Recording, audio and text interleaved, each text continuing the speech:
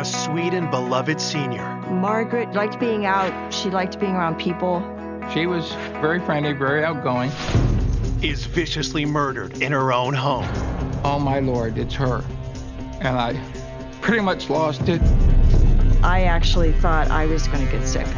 To be snuffed out in such a way is just horrific. Police uncover a trail of suspects. How would he know the information unless he was in the crime scene?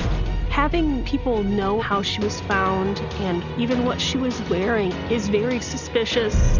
It just wasn't adding up. He was not being honest and something else was going on. Before a disturbing discovery. He was just photographing her in her own home.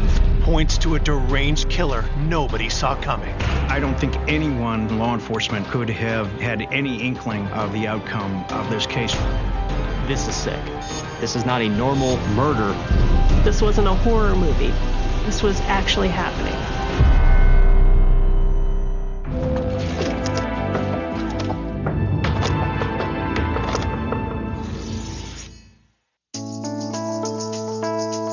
Wadsworth, Ohio, a haven for families just outside Akron.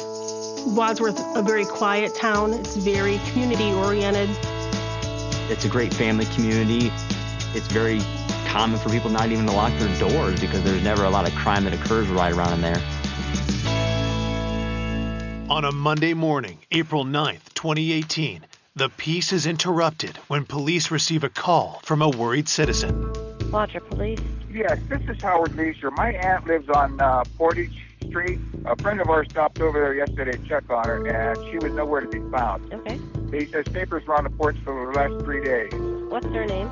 Margaret Douglas. Initially, the police department was contacted about Margaret being missing from her home. We don't know where she's at. She's 98 years old. Did she live there by herself? She lives there by herself, yeah. And she never locks her house. So our initial response was to look for Margaret to see if she had fallen inside her home and needed help. Patrol officers walked through it, yelling for her to see if she would answer. We continued to canvass the neighborhood, and we did not locate her. If her close friends, she's not with them, something's wrong. We contacted area hospitals and looked in any possible place that she could be. Margaret was just basically missing.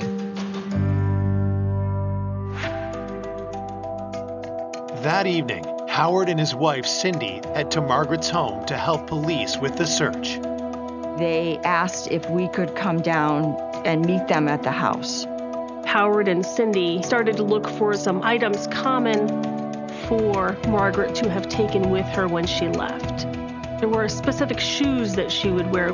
They were looking for a little red wallet that she carried her money and her credit cards in when she left the home. So Howard went to look in that front closet. The clothes had dropped or slipped down that was piled in the top of the closet. He said, "Oh, I found her shoe." He tried to pull the shoe out. And I touched it, and it felt cold and clammy.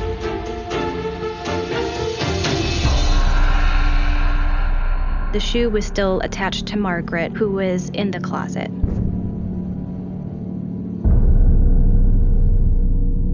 And I thought, oh my Lord, it's her.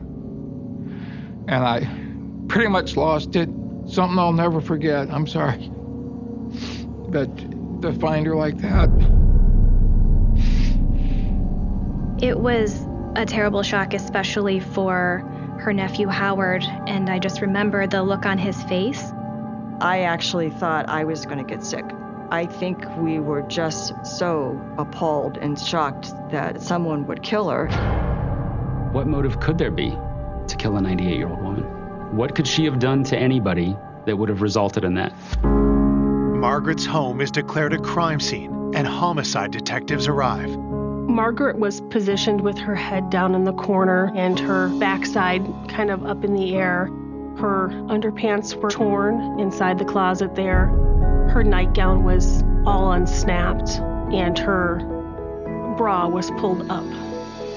I immediately thought that there was a sexual element to the crime. There was a lot of trauma to Margaret's neck region. Somebody was able to strangle her, and my assumption was manually due to the lack of any ligature marks. Looking at the condition of Margaret's body, rigor came and gone. You could look at the different lividity and the pulling of the blood inside the body to see it appeared she had been there for a few days. As the forensics team gathers DNA and fingerprints, detectives search the house for further evidence. Her wallet was not located, so that gave us an indication that maybe this was a burglary and they had made off with just the wallet. Margaret didn't always lock her doors, so we weren't surprised when we didn't find forced entry into her home. Investigators find their first clue outside the home. I observed a plastic food service glove on the back side of the house and collected the glove just in case that it was involved. There was not a lot of physical evidence at the crime scene. Besides the glove, the missing wallet was something, but nothing that would direct us in a certain way. Who would attack and kill a 98-year-old woman in her own home? As they set out for answers, detectives turn to Howard and Cindy to learn more about Margaret. The best thing to do is to get to know your victim as best you can. Born in Akron, Ohio in 1919, Margaret was known as a woman of strong character with a fiercely independent streak. She knew what she wanted, and she wasn't afraid to go after what she wanted to get. Margaret often told us about her days working at the O'Neills in downtown Akron. She liked being out, she liked being around people. She was very friendly, very outgoing. Margaret had very strong opinions, and she was certainly not afraid to tell you what her opinion was. She was a pretty independent woman, let's put it that way. After World War II, Margaret married the love of her life, Army veteran Donald Douglas. If I saw Margaret, I saw Donald, her husband. They were made for each other. They just complemented each other. The couple moved into the house that Margaret would live in for the rest of her life. I think Margaret might have lived in that neighborhood close to 70 years. It was Margaret and Donald's choice not to have any children, and they seemed extremely happy together. They liked to travel together. They went to ball games. They enjoyed going to the Indians game. When Donald passed away in the year 2000, Margaret chose to remain in her house, surrounded by friends and caring neighbors. Margaret was pretty good friends with the neighbors, David and his wife. There was another neighbor across the street. Her name was Jan. They just sort of kept an eye on Margaret. She knew all the kids in the neighborhood. But as she got older, she's got more restricted to the house. And that's when me and my wife stepped in at that point and started taking her shopping and doing things for her as needed. Margaret loved the fact that she was 98 years old and she wanted to be 100.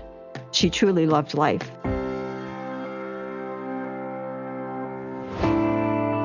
For someone to have lived such a wonderful, vibrant life, only to be snuffed out in such a way is just horrific. I have a grandmother that's similar in age. It's just very hit close to home. The investigators were under a tremendous amount of pressure. Every one of them took it very personally, and I think every one of them wanted to find justice very quickly for the family. At the onset, we had no clue. There was no direction. Maybe it's financial. Maybe it was a relationship issue. Maybe it was an argument that went too far and something happened that they didn't expect. But at that stage in the investigation, you just don't know. We need to start somewhere, so we start closest to her. So that would include looking at Howard and Cindy. We definitely leave everyone on the list until we can exclusively rule them out and have that be a certainty and not just a feeling. Coming up, is Margaret's killer hiding in plain sight? He knew details of where Margaret was found and in what state she was found. He's come back to the scene of a crime. Detectives unearth dark secrets. We found a journal about a desire to kill people. He was videotaping her while she slept, stalking his victim like an animal stalks its prey. Leading to a killer no one saw coming. This is somebody that's ultimately going to be a serial killer if he's not caught.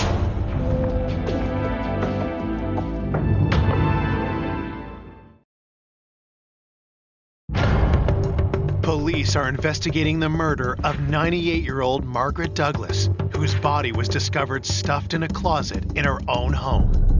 I just can't imagine a 98-year-old woman being that terrified and not knowing what to do.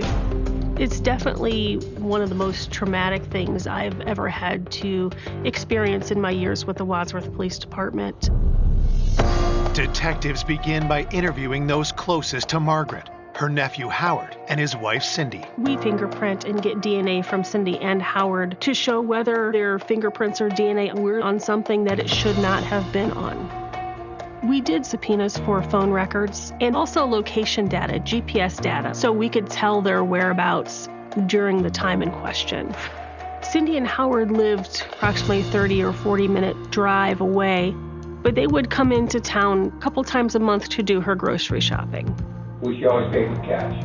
We swung down, went to the bank, she drew $200 out to go shopping with. Police ask Howard about Margaret's finances. Was there anyone who stood to gain from her death? Margaret was really in charge of her own finances. We did look into those accounts and check for activity. We were never able to locate any activity that was out of the normal. Does she have a power of attorney or a will or anything then? No. We've been telling her she needs a will, she needs this. She would never take the time to do it. There was nobody that we could find that would have any financial gain from her death. Could Howard or Cindy think of anyone who might wish to harm Margaret? Any problems with her? Did she want to argue with people or anything like that? Nothing? No, sweet old lady. And nobody else, she didn't, have any problems with anybody that... Not that I know. She was... Margaret often knew. That's why it's so just horrible.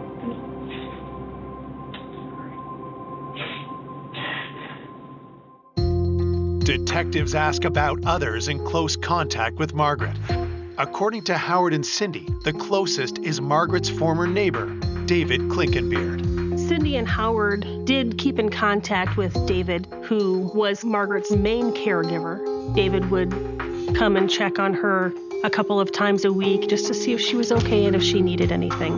David has the most contact with her. Yeah, he'd go every week, take her trash out, and then he'd put the can back in the next day. So. After interviewing Howard and Cindy, detectives try to contact David, but he's not answering their calls. There was some concern not being able to reach David, and that was troubling. We didn't have any other suspects. It made us wonder what was going on.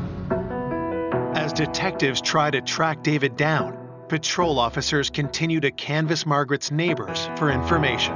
During the canvass, we did learn that there had been some vehicles in the neighborhood that had been rifled through, and small items were taken out, like change and things like that. Is this somebody that was up by Margaret's house and found a crime of opportunity because it's somebody that they can maybe figure out lives alone? As the canvass continues, officers notice someone watching the activity around Margaret's house. I noticed a man outside smoking a cigarette, so I went out to make contact with him. This person ended up being David Klinkenbeard. He said that he used to live next door to Margaret. He kind of wanted to know what was going on. He said he was essentially canvassing the neighborhood looking for anything that was suspicious. David did strike me as odd at first. It was concerning to me that he was standing out there trying to determine what exactly we had found. As David continues to talk, police grow increasingly suspicious. He was kind of making comments about information that seemed strange that he would know about. He knew details of where Margaret was found and in what state she was found. Having people know how she was found and even what she was wearing is very suspicious. You don't know where someone has gotten their information. Were they there? Were they involved in the murder? With a growing list of questions about David, officers approach Margaret's neighbors for answers. One of the neighbors had mentioned how they had seen David driving through the neighborhood, but didn't stop, just kind of drove through. So they thought that was kind of strange. Maybe he's coming back to the scene of a crime, whether he's driving back by because he knows what he did and he's having remorse, or maybe trying to get back inside there to get her body out of there and get rid of it, or to look to see if he left anything behind. David told some of the neighbors that his fingerprints would be all over the house and he would have to get his fingerprints taken, which is not something that people usually say or think. The next day, David's appearance in local news coverage of the murder raises further alarm bells. I turned on the news and there he is on TV, talking to the reporters, putting himself out there. Was this a guilty man's ploy to hide in plain sight? That seemed out of sorts to us. Generally, when people are grieving a loss, their instinct is not to cooperate with the media, but David seemed very willing to speak with them. All of these things added together are possible indicators of someone who is purposely trying to insert themselves in the investigation because they're involved in this investigation. Could David have possibly been involved in Margaret's murder? At that point, we had some questions about his actions and his knowledge of how Margaret was found. He definitely became a main point of interest.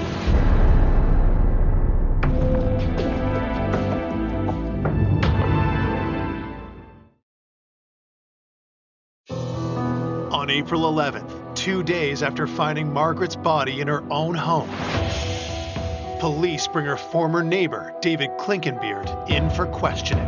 David told us that he last saw Margaret when he was helping her with her trash can on Wednesday. You didn't come by on Thursday or Friday, not till Sunday. No, not till Sunday. On Sunday, he had gone over to the house and he didn't locate her. He had some concerns that maybe she was upstairs in a state of undress and he didn't want to go up there himself. So he contacted Jan across the street. And that's when you had Jan come over in case she was upstairs and not decent. Yeah, Jan went up there, she wasn't up there, and then we looked in the closets up there. Okay, your friend's missing. That'd be the last thing in your mind, whether they're dressed or not. You would go and look for them throughout the entire house, not go get somebody else.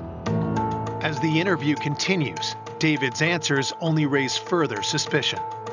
She likes to look nice, and she was a pretty woman. Yeah. When she was younger, she was a redhead. Oh. Yeah. And she was really, coming back in, she was really kind of like, not thin then, but, you know, I was surprised how good she looked back then. Some of the comments that he made about Margaret, in particular her physical appearance when she was younger, she had just been murdered, and here he is describing her figure and her body type in an interview. The detective asked David about the calls he made when he couldn't find Margaret. Oh, I want to use my cell phone to call Howard. I got this number on my phone. Do you have your phone with you? Yeah. Would you mind if I had my computer guy just go through and write down the dates of your calls? I have. He said he must have left it at home and didn't have it on his person.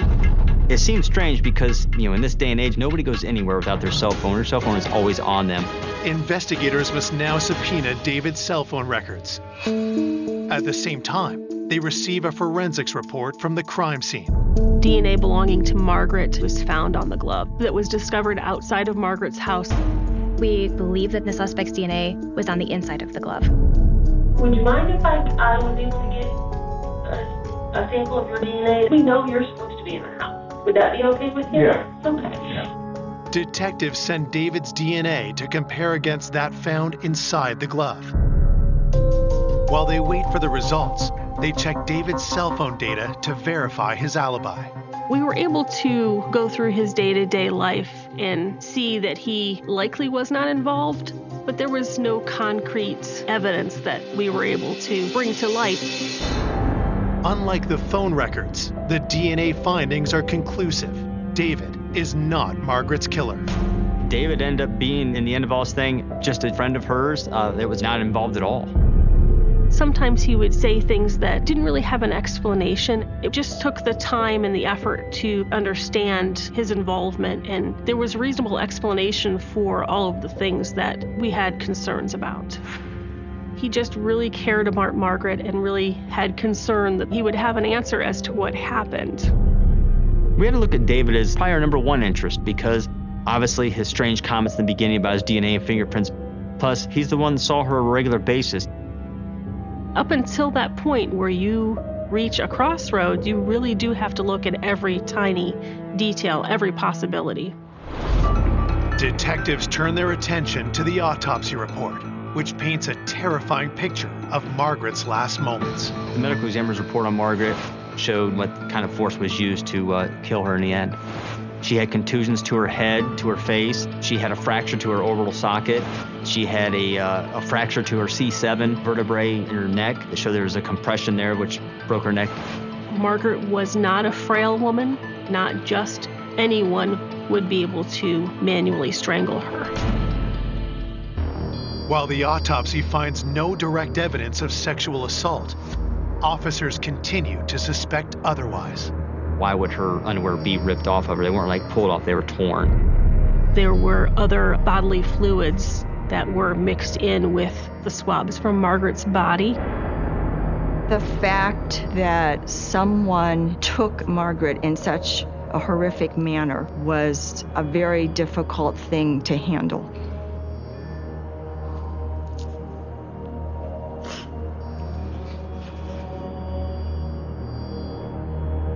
As homicide detectives regroup to search for new leads, patrol officers alert them to an unusual crime reported in the early morning hours of April 8th, the day before Margaret's body is discovered.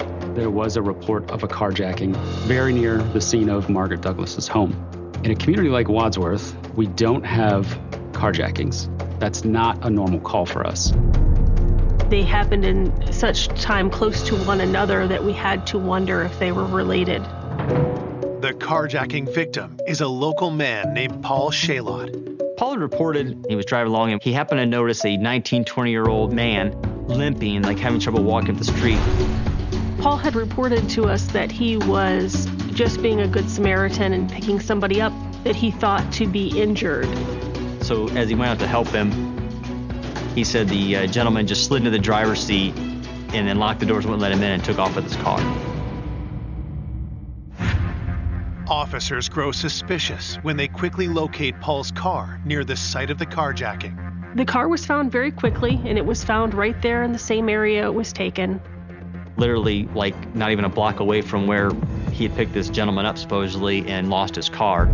This happened at a building that had cameras on the outside, so we wanted to kind of investigate Paul's story because it just didn't seem quite right. You could see on the video that Paul had been with what appeared to be a young man.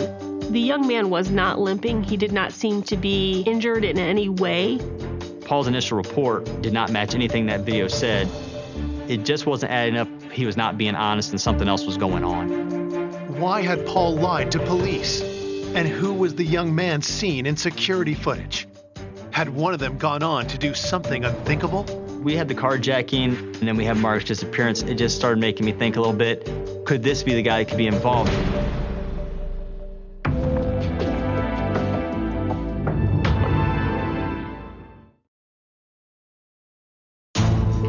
Police investigating the murder of 98-year-old Margaret Douglas have a potential new lead after learning of an alleged carjacking in her quiet neighborhood. Somebody that's willing to perpetrate a crime such as a carjacking makes you really wonder, is this related to a murder that's just happened a couple blocks away?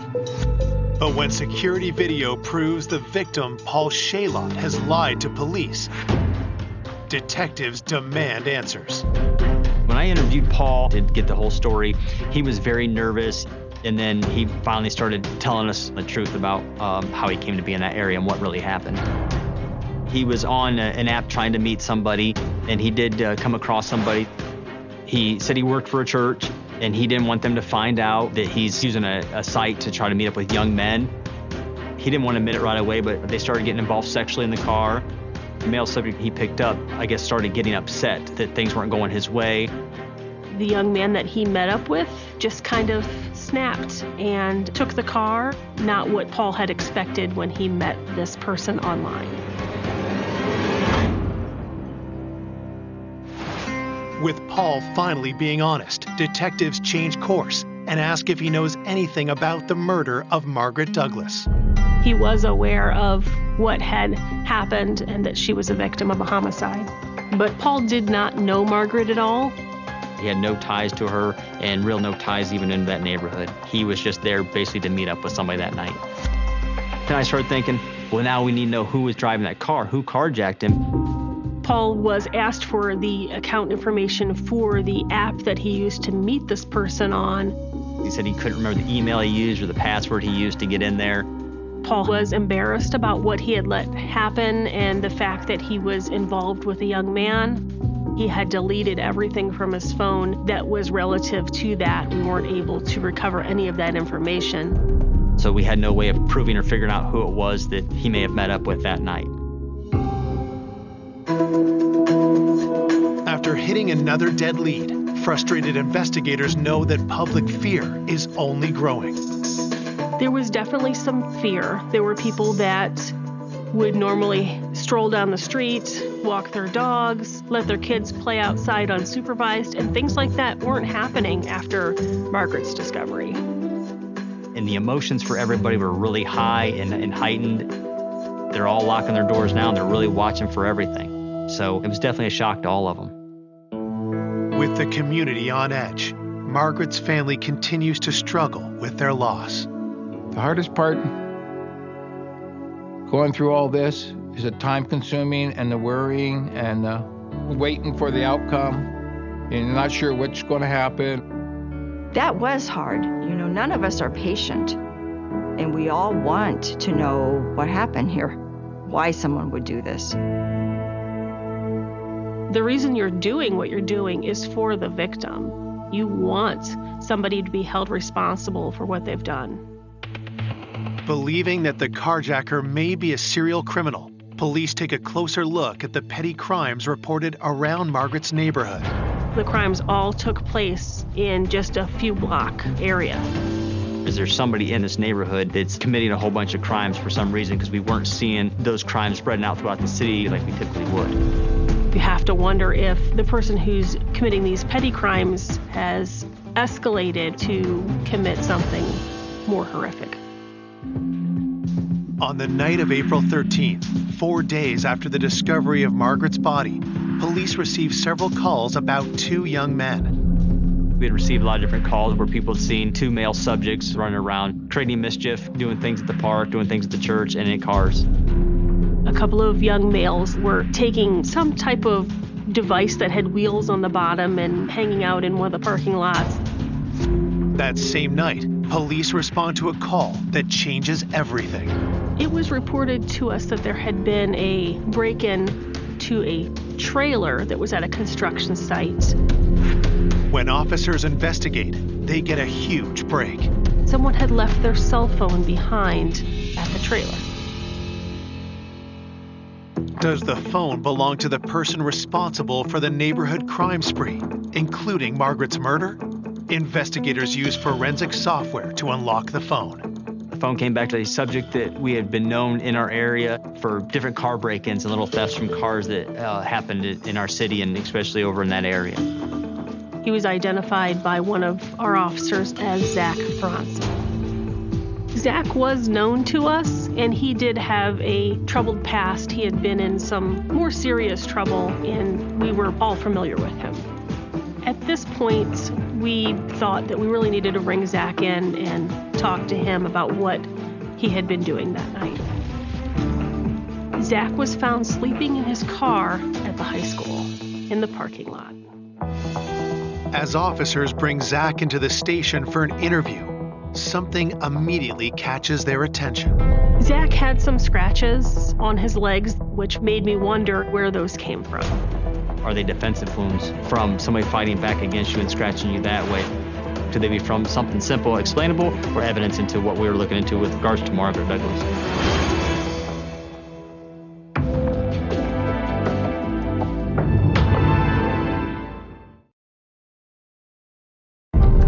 Police investigating the murder of Margaret Douglas have connected local teen Zach Thronson to a spate of crimes near her home.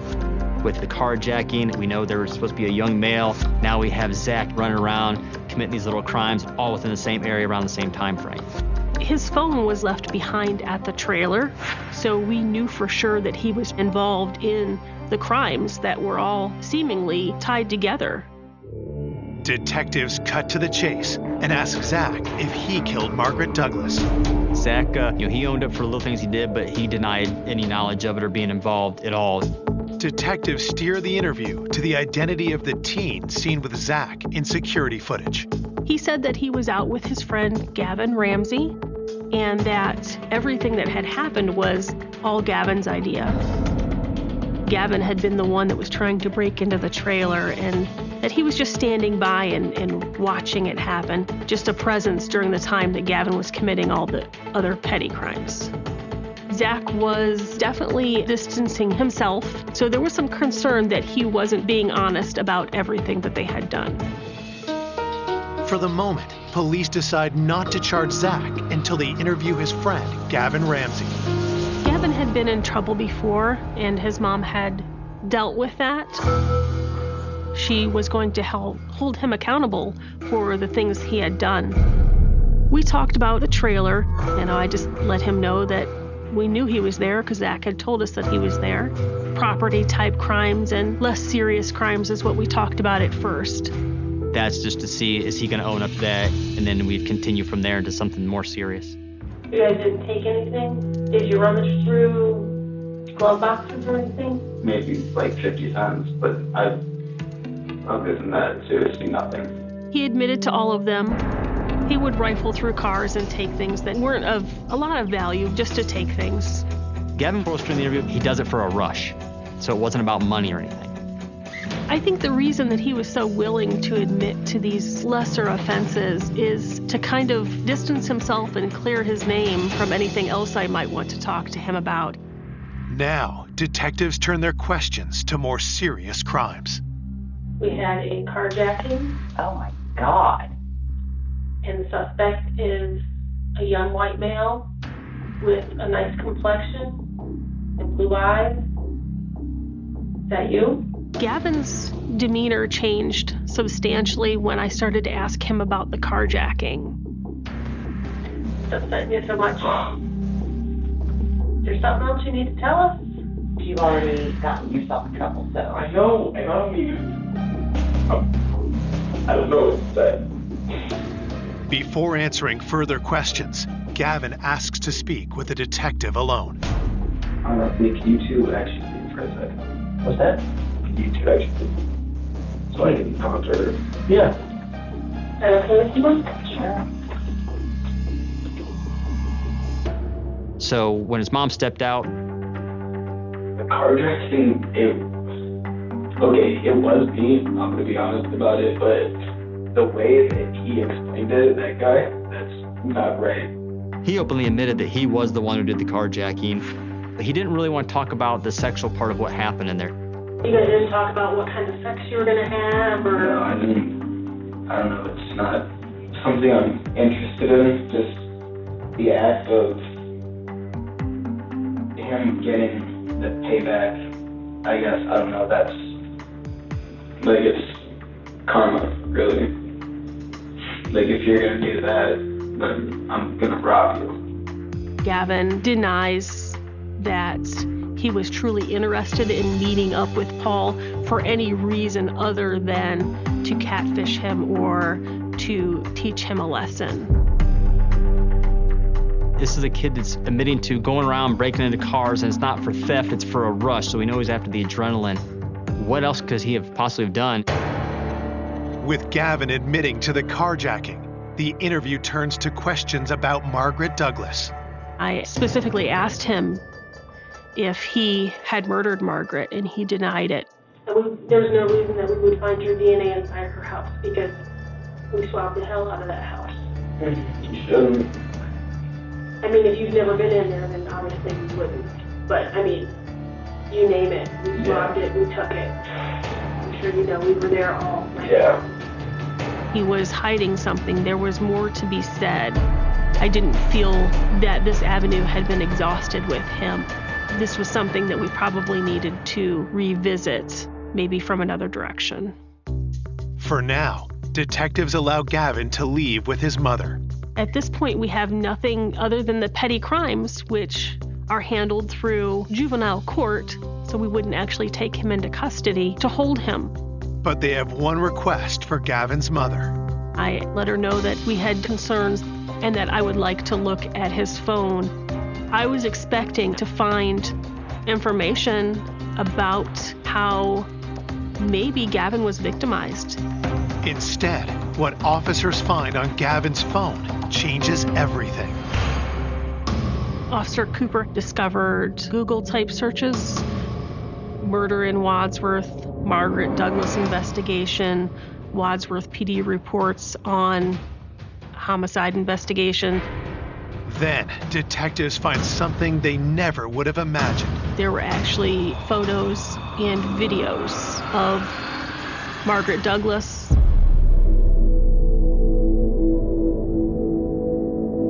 Timestamps show that the images were recorded in the early morning hours of Friday, April 6th. She obviously didn't know he was there, and he was just photographing her from a vantage point in her own home.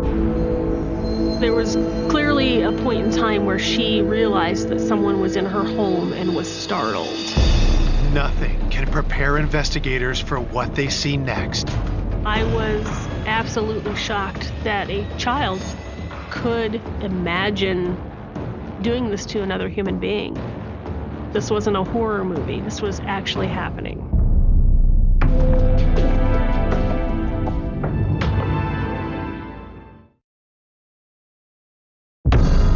Detectives investigating the murder of 98-year-old Margaret Douglas have found disturbing evidence on a phone belonging to 17-year-old Gavin Ramsey.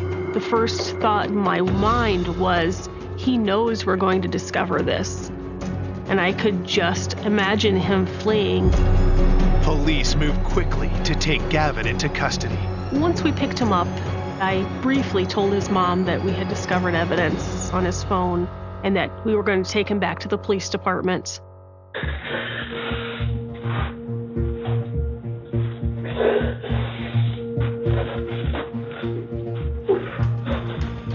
It was definitely not the easiest interview that I had ever done. I came up onto the porch, and I didn't even know what I was going to do. I don't know, I felt like going into the house is like the biggest adrenaline rush I could get. So then I tried the doorknob, and that just happened to be unlocked.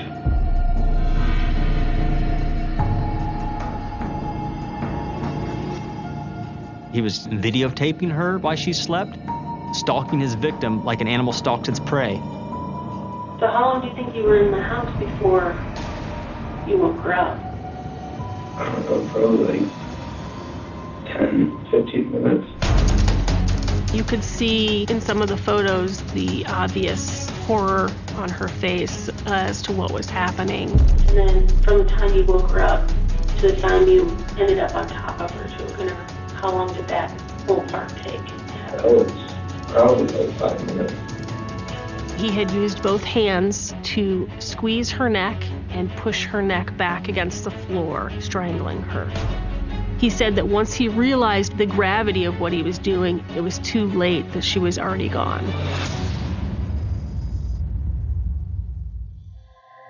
For officers, the most disturbing questions involve what Gavin did after killing Margaret.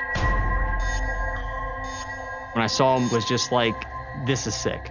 This is not a normal murder. The sexual nature of his actions was kind of a topic that he was not willing to talk about. He degraded her by using her for sexual things and videotaping and taking pictures. He'd actually been in there with her for a while. And then I checked my phone, and it said it was like 4 something, and I knew my mom had to get up at 5 for work. So he takes the body, finds the closet, because he has to get home. He throws in there to hide her because I don't want anybody to find her. I don't want anybody to know it's me. But was Margaret simply a random victim of Gavin's need for a rush? Or had he known her better than he'd initially let on? Gavin lived very close to Margaret Douglas, right around the corner from her house.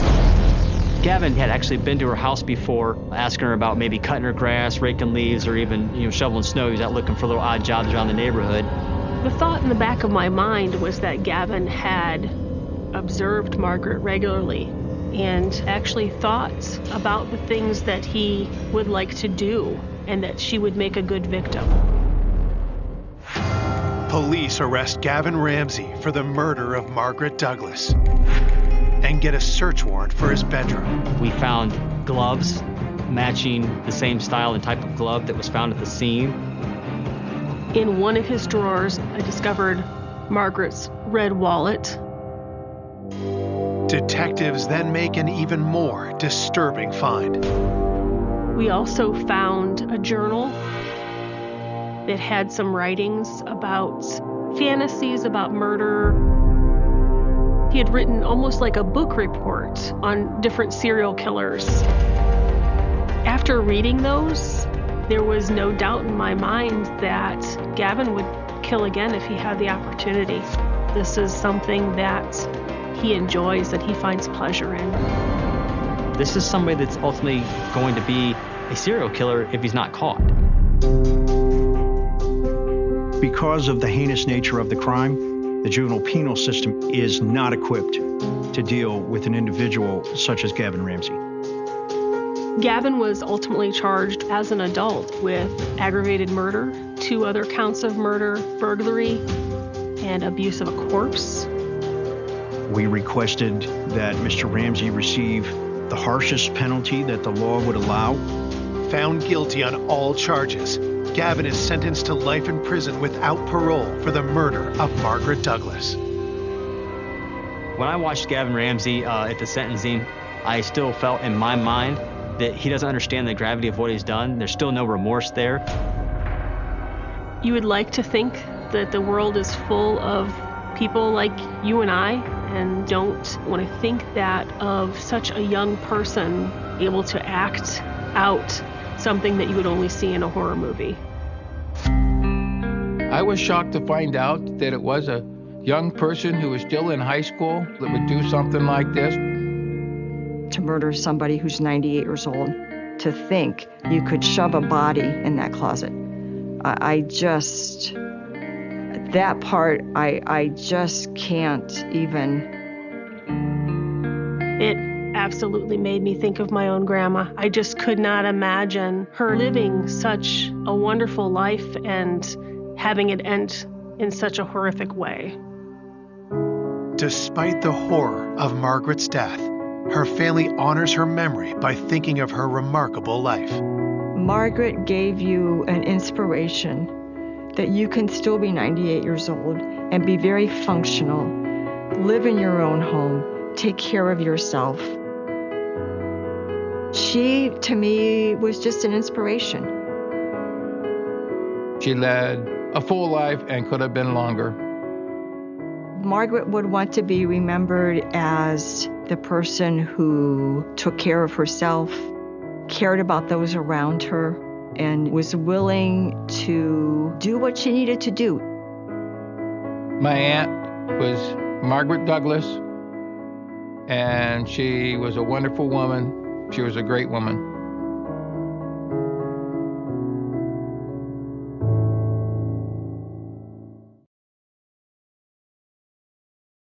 A beloved father and devoted basketball coach. Jimmy loved kids. He loved to talk about coaching basketball and God. Ruthlessly gunned down in his own home. There were 10 shell casings. Whoever did this wanted to make sure that he was dead. Leaving a whole community devastated. I just started screaming. I literally just lost it. Detectives follow evidence down a twisted trail. It was what we call a whodunit. All the doors were locked to some fashion. There was muddy footprints coming into the foyer area. To uncover a number of suspects. He immediately lawyered up. He didn't want to talk about anything. He had just filed for divorce before he was killed. Was there some sort of romantic thing gone awry? And unveil a killer no one could have ever imagined. They had no remorse, no confessions. You saying that you killed him? It shocked me very, very much. This could happen to anybody.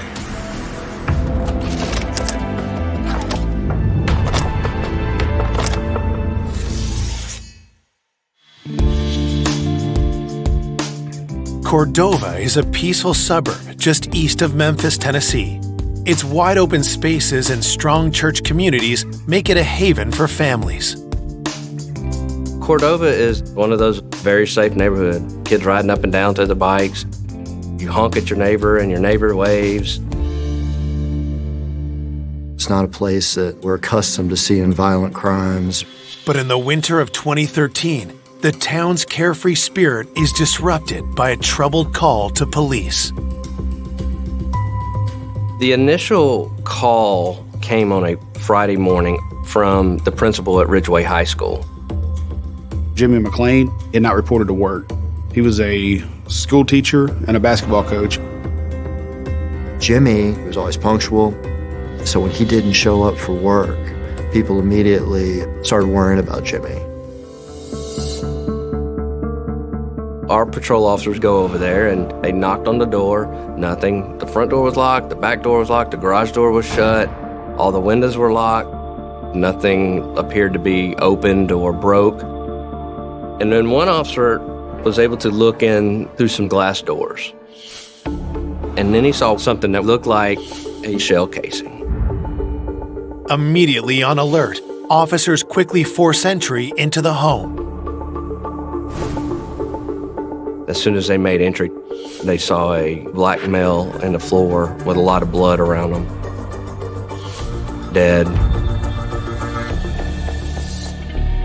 Homicide investigators are on the scene within minutes. When I first arrived, we see a male victim laying in the den area of the house who appeared to have been shot multiple times. Whoever did this wanted to make sure that he was dead. Detectives find a wallet in the victim's pocket. The ID inside confirms this is 49-year-old Jimmy McLean. The big thing that stood out at that time was the numerous shell casings that were scattered throughout the living portion of the residence. There were 10 shell casings, and they were all the same caliber, 40 caliber, but they were two different brands. That puts a theory in your head. Was there two shooters, one brand in one gun, one brand in the other? Or was it just one shooter with mixed rounds? Detectives can find no murder weapon at the scene, but something else grabs their attention. There was muddy footprints coming into the foyer area, which we knew were not any of our officers' prints. We were able to lift those prints. I truly was hoping we could identify the type of shoe and the actual size of the shoe. There were no signs of fingerprints to the naked eye, so we were able to swab the doorknobs, both interior and exterior on the front door, for the presence of DNA. An exhaustive search of the house yields no sign of forced entry. We had no signs of robbery, no signs of burglary. The big thing to me was all the doors were locked to some fashion, meaning someone locked the door on their way out upon leaving the scene. That told me that most likely our suspect had a key to the residence. So once we realized that somebody had let themselves in, we were like, well, who's got access to these keys? Did Jimmy know the person who did this?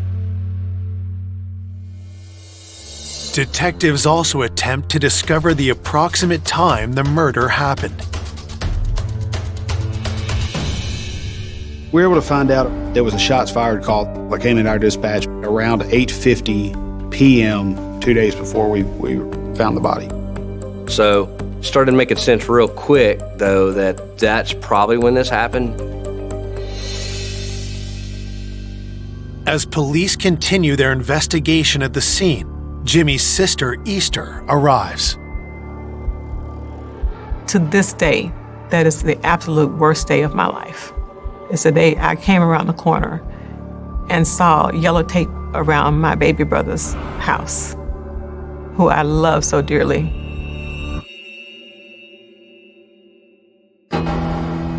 The police asked me, "Ma'am, do you know who lives here?"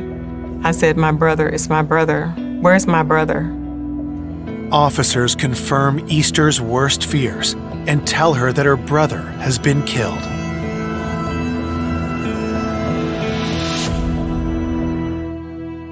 I just started screaming, just started just howling. Detectives ask Easter and Jimmy's mother, Jamela, to come downtown. Through her tears, Easter tells detectives how young Jimmy grew up to be such a beloved figure. We grew up in eastern Arkansas. Jimmy is the fourth of 8 kids.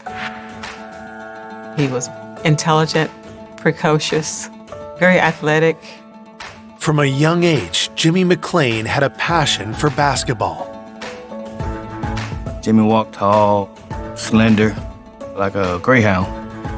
It's real tight muscle, flexible, agile.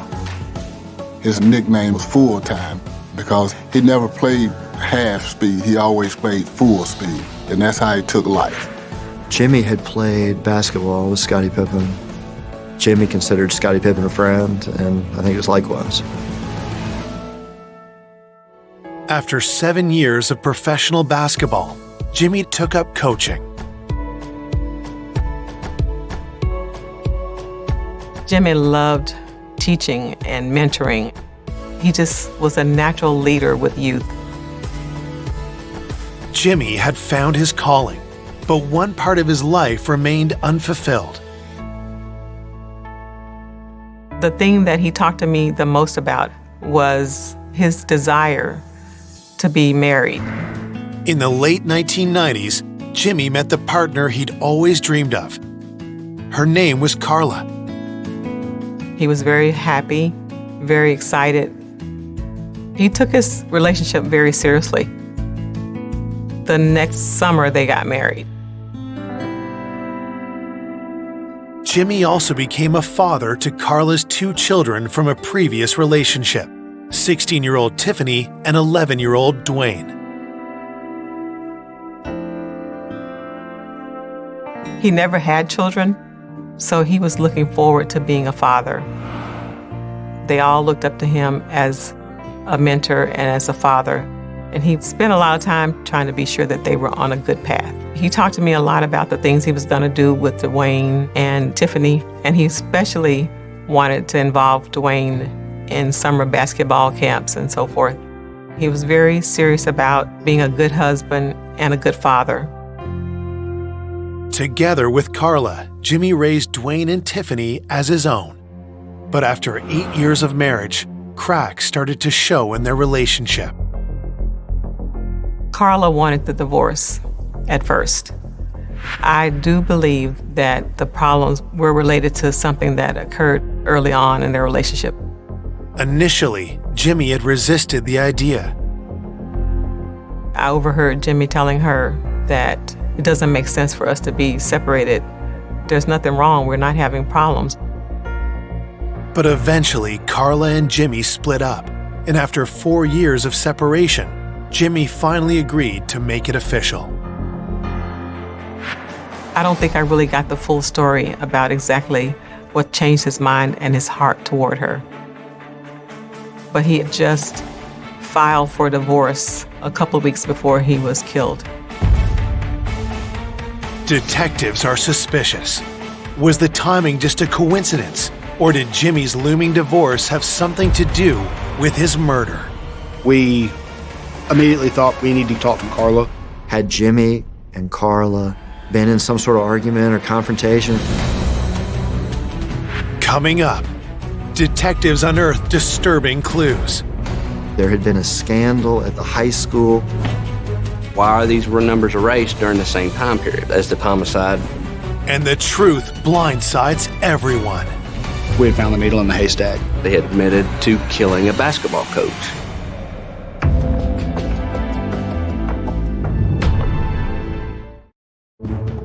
Police have just learned that Jimmy McClain filed for divorce 2 weeks before he was killed. And now detectives need to know if animosity between Jimmy and his soon-to-be ex-wife Carla could have been a motive for murder. We had asked, Carla and Tiffany and Dwayne, her biological children, to come town. Dwayne and Tiffany wait in the next room while police talk to Carla, starting with her relationship with Jimmy. She says, look, we were going through a divorce, but it wasn't because he was doing anything bad.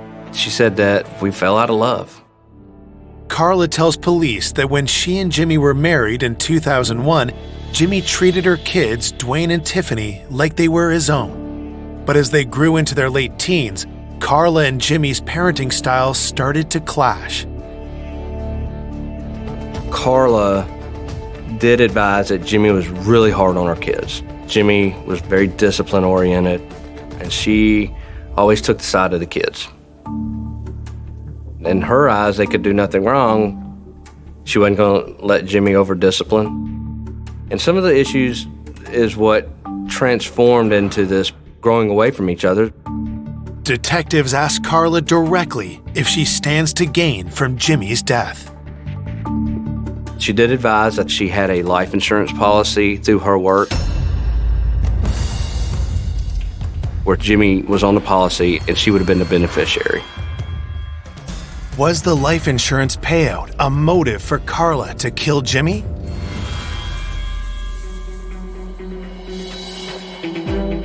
Knowing evidence from the crime scene suggests the killer let themselves in. Detectives need to find out if Carla still had access to Jimmy's home. We actually did ask Carla if she had a key to the house, and she did not have a key that she could remember. Undeterred, they ask where Carla was on the night of the murder. She didn't go out and do anything. She said it was raining that night. It was nasty weather. She actually went to her bedroom and read a book. We asked if anybody could verify that. She said, well, my son, Dwayne, because he was at home as well. To confirm Carla's alibi, police bring in Dwayne and Tiffany, who are waiting in the next room. When we saw Dwayne, he's a 19-year-old, kid. Dwayne gave a statement advising to us that, when his mom came home, that he just sat and chilled at the house. He didn't have a cell phone, so he would use his mom's. His mom said that she was down in his bedroom. He said he was up in his bedroom, and they didn't see each other the rest of the night. Dwayne's account lines up with Carla's, but detectives are curious about whether Dwayne had any conflicts with Jimmy. Tell me about Jimmy. How was y'all's relationship? It was cool, but we bumped heads a little bit sometimes. He was straight other than that. He was cool. He fun, loving person. Dwayne just was like, I can't believe this happened. I don't know who would have done this. Police turn their attention to his sister Tiffany, and right away sense some tension. When we interviewed Tiffany, she admitted her and Jimmy butted heads on things, and she actually moved out. She didn't like being parented by him. Detectives ask where she was at the time of the murder.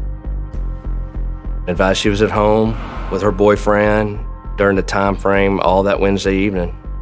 So at the time we got through interviewing Carla, Tiffany, and Dwayne, there was not anything to lead us to believe that they had any involvement with the death of Jimmy. To help confirm their alibis, detectives ask for Carla and Tiffany's cell phones. We were going to use the technology of the cell phone pinging to corroborate where they were the night of the murder. While they wait for those results, detectives canvass Jimmy's friends and colleagues to find out who else might have had a key to his house. Early on in the investigation, we had to look at everything. With Jimmy being a high school teacher, with Jimmy being a basketball coach, there was multiple people that could have done this. We had to start going back to who knew Jimmy. And the first thing we did was work. We spoke with all the teachers. All the teachers liked Jimmy. Other coaches liked Jimmy. The principal liked Jimmy. Detectives can find no one with a key or even a bad word to say about Jimmy. He was the kindest, gentlest, most compassionate person that I know. But for somebody to snatch your loved one from you out of their own selfish reasons. It really is heartbreaking, and it makes you mad. 3 days into the investigation, detectives receive Jimmy's cell phone back from forensics and discover that he was texting shortly before he was killed. He was texting with a female subject, and they were back and forth talking about some directions and basically good night. The last text we identified as a subject named Pam Smith. The name is new to police, but when they compare the time of her last text with the report of gunshots on the night of the murder, they realize they were just minutes apart. With this new lead, Pam Smith becomes detectives' newest suspect. Who is she? And was she involved in Jimmy's murder? When you read the text messages between her and Jimmy, the lingering question had to be, was there some sort of, romantic thing gone awry?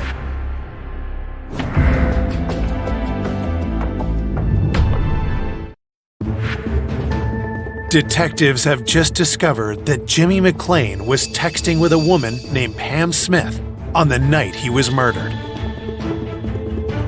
We were able to determine that Pam was the last person that Jimmy had contacted. Investigators need to speak to Pam to see if she has any information that points to the killer. We called just to say, this is the sheriff's office. Do you know Jimmy? And she was like, yeah, that's my boyfriend. Detectives inform Pam of Jimmy's murder and carefully gauge her response. She was extremely distraught. She was like, do I need to come down there? What do I need to do? We still had to figure out who she was. Is she married? Is there an affair situation? Is this a boyfriend, girlfriend situation? Pam tells detectives that she and Jimmy had only been dating for 6 months. We were able to sort of dig into the relationship between Pam and Jimmy, what seemed like a healthy relationship. Pamela claims she was 3 hours away in Nashville at the time of the murder, and she's more than happy to turn over her phone so police can verify her statement. After talking to her, there was nothing that she gave any kind of suspicion or anything. Detectives have one more question for Pamela. We actually did ask Pam if she had a key to the house, and she advised that she did not have a key. But she says she knows who does. Pam had overheard a phone call. Jimmy was telling his wife, Carla, that she could come by the house while he was gone to pick up some mail that had come to the house for her.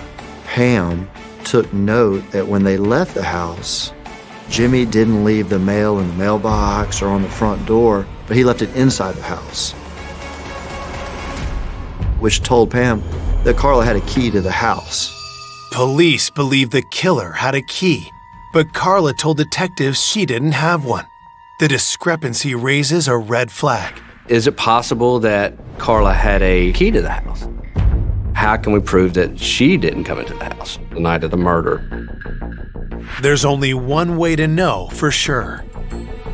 We used the technology of the cell phone pinging to follow her from her work all the way to home. The cell phone data indicates Carla was home all night, and her daughter Tiffany was too. Everybody's statements made sense where they were. There was no reason to pursue any other questions with them or Pam at that moment. Before Carla and Tiffany can be completely ruled out, police must corroborate the calls and texts on their phones with the complete records from the cell companies. And those can take several days, depending on the circumstance. A week after the murder, Jimmy's loved ones pay their respects at his funeral. Jimmy's funeral was held at a local Church of Christ, probably a couple thousand people there. Jimmy touched a lot of people. Going to Jimmy's funeral was a tough process for myself. So many people loved him. The mystery of who could have killed Jimmy is on everyone's mind. and grief-stricken loved ones are desperate for answers.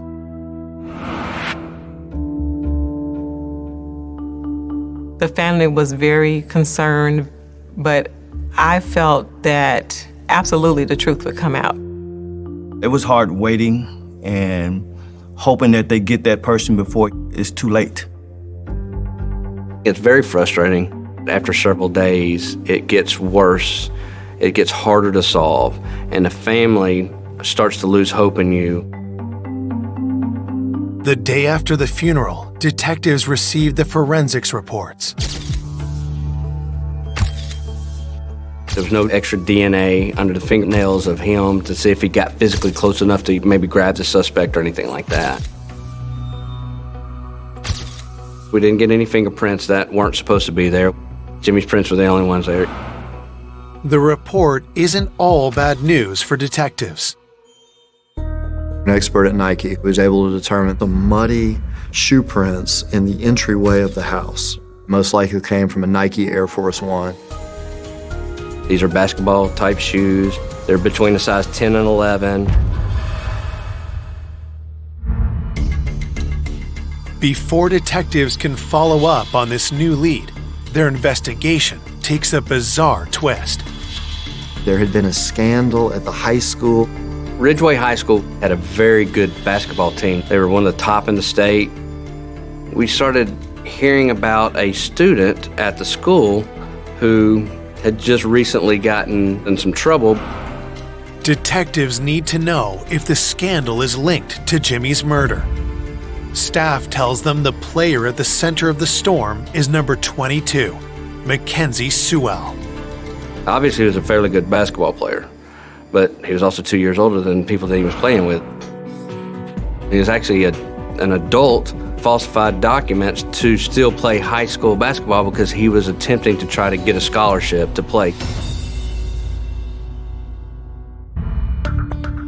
A week after Jimmy is found dead, the scandal explodes into the headlines.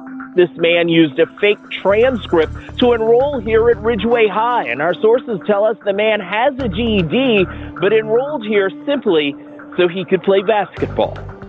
A humiliated Mackenzie is kicked off the team and out of Ridgeway High. The dream of the NBA is over. The coaches were like, oh my goodness, because the whole school gets punished for it. They get disqualified from being able to play. The scandal raises a key question for detectives. Had Jimmy discovered the truth about Mackenzie and been silenced before he could report him to authorities? Did Jimmy initiate this whole situation? Because we knew Jimmy was an ethical individual. If Mackenzie thought Jimmy had anything to do with this, then this could be a reason why Jimmy was murdered. Police are eager to talk to Mackenzie, but that's not going to happen. He immediately lawyered up. He didn't want to talk about anything. Detectives try a different approach. They go to speak with the person who registered him at Ridgeway High, his mother, Chandra Nicole. What she tells them is more bizarre than they could have imagined. What we found out is that was his wife.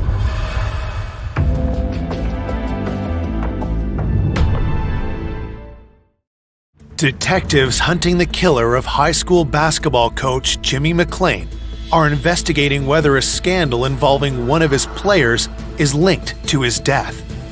Now they discovered that the player's mother is actually his wife. She admits to helping Mackenzie falsify his age, but says it wasn't Jimmy who had discovered the deception. She had actually called in to say that he was falsifying records, that he wasn't supposed to be in the school because they had gotten into an argument. While enjoying his second go-around in high school, Mackenzie began a relationship with a fellow student. When his wife caught wind of it, she told the school about Mackenzie's scam. It was a domestic situation between him and the wife. Really didn't have anything to do with Jimmy. Didn't follow Jimmy at all.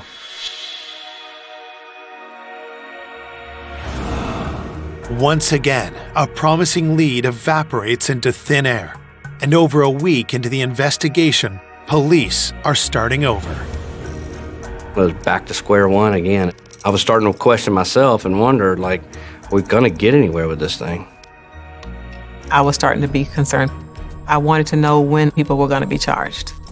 Just as investigators begin to fear the trail growing cold, they receive the complete cell phone records for Jimmy's ex-wife, Carla, and her daughter, Tiffany.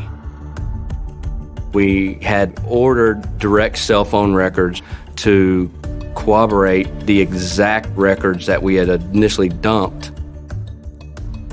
You're talking hundreds, even thousands of records at times to look through, to see if you can find where there's a discrepancy in something. After days of hard work, police get the break they've been praying for. Everybody else's phones were making sense, but Carla's phone did not make sense. We noticed there were actually people being texted between 6 and 9, 2 different phone numbers. And that was the time frame of the homicide. Those texts were conveniently erased off Carla's phone. So that automatically piqued interest. So we were trying to identify the 2 phone numbers that were deleted. We identified one of them as a subject named Robert, and then another subject named Heather.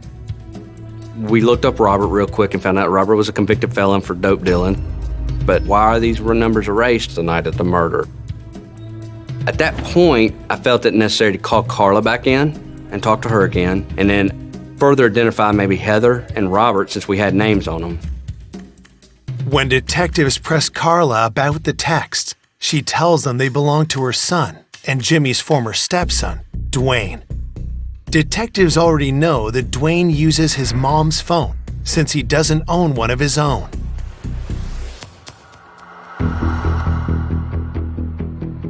Carla said that Heather was a girlfriend. She says, oh, she's a good girl. She's a girl that lives out in Cordova, not too far. Carla said wasn't too fond of Robert, but she did admit he and Dwayne were friends. He says, well, I don't really like him hanging out with Robert too much. You know, he's a troublemaker. Knowing that Dwayne was texting with a known felon during the time frame of Jimmy's murder is a red flag for detectives. So they asked Dwayne to join his mom down at the station. The way we approached Dwayne was like, hey, we're having to kind of start over and get a more detailed events of the night. And he advised when his mom got home, he had the phone. He spoke with one of his friends, and then Heather came over.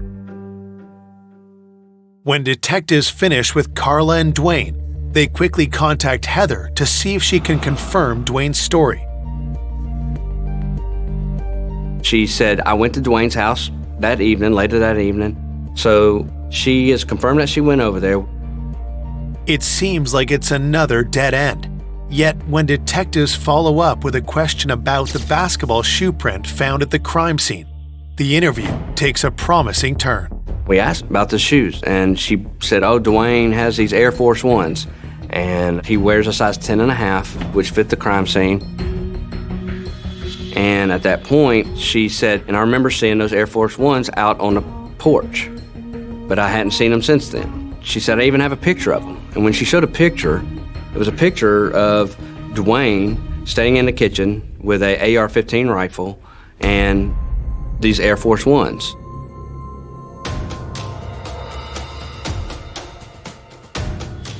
Police quickly get a search warrant for Carla's home.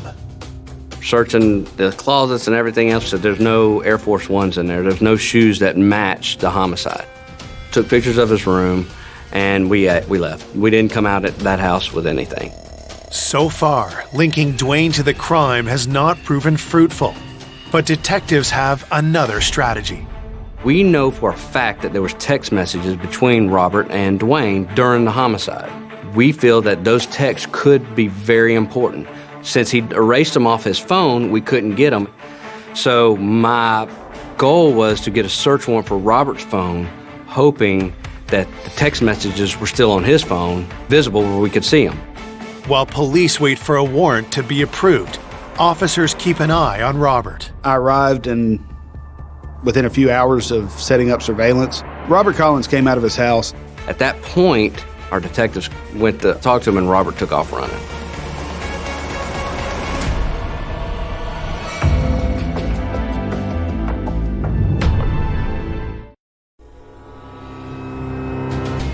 Detectives investigating the murder of Jimmy McClain believe text on the phone of convicted felon Robert Collins may point to the killer.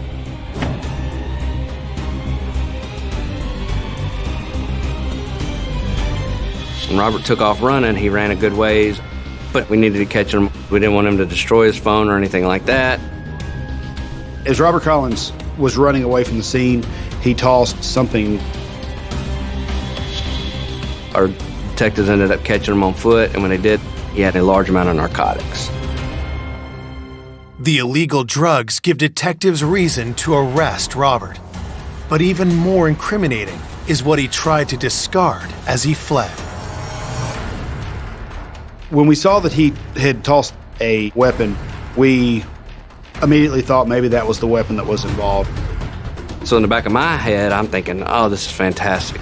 Are we going to solve the homicide right now? You get excited, like, hey, we're there, we're going to get this. Police bring Robert down to the station, but before they question him, they carefully examine his gun and phone. I think it was very quickly determined it wasn't the weapon from the scene. Still, detectives have plenty of leverage on Robert. He's a felon convicted with a handgun. Now he's got another handgun on him and a large amount of drugs. This could easily go federal. Maybe that could help us out. Maybe he'd want to work something out. He wouldn't budge on anything. I don't want to talk to y'all. Basically, he said, just put me in a jail cell. I'll go do my time. You just don't get that. That's just not normal. Is Robert trying to protect his buddy, Dwayne, or just himself? If he won't give anything up, detectives hope his cell phone might. I was hoping that the text messages were still on his phone. Started going through it. Well, Robert had erased his text too. But what Robert didn't erase were some pictures that we were able to get. The day before the homicide, Robert on his phone had a picture of a handgun. It is a similar gun, a .40 caliber Smith & Wesson Sigma, the same caliber used. What was unique about the handgun was not the handgun itself, but where the handgun was laying. And it was laying on a very unique bedspread. When I saw the bedspread, I was like, I've seen that bedspread before. I said, go get the search warrant pictures from when we picked Dwayne up. Well, as we scrolled through more pictures, we finally found a deleted picture that had Dwayne in front of the bedspread. So it tied it all in with the gun in the picture. Police now know the gun likely belonged to Dwayne or someone in his inner circle. But who used it to gun Jimmy down in cold blood? Detectives hope to find out from Robert himself.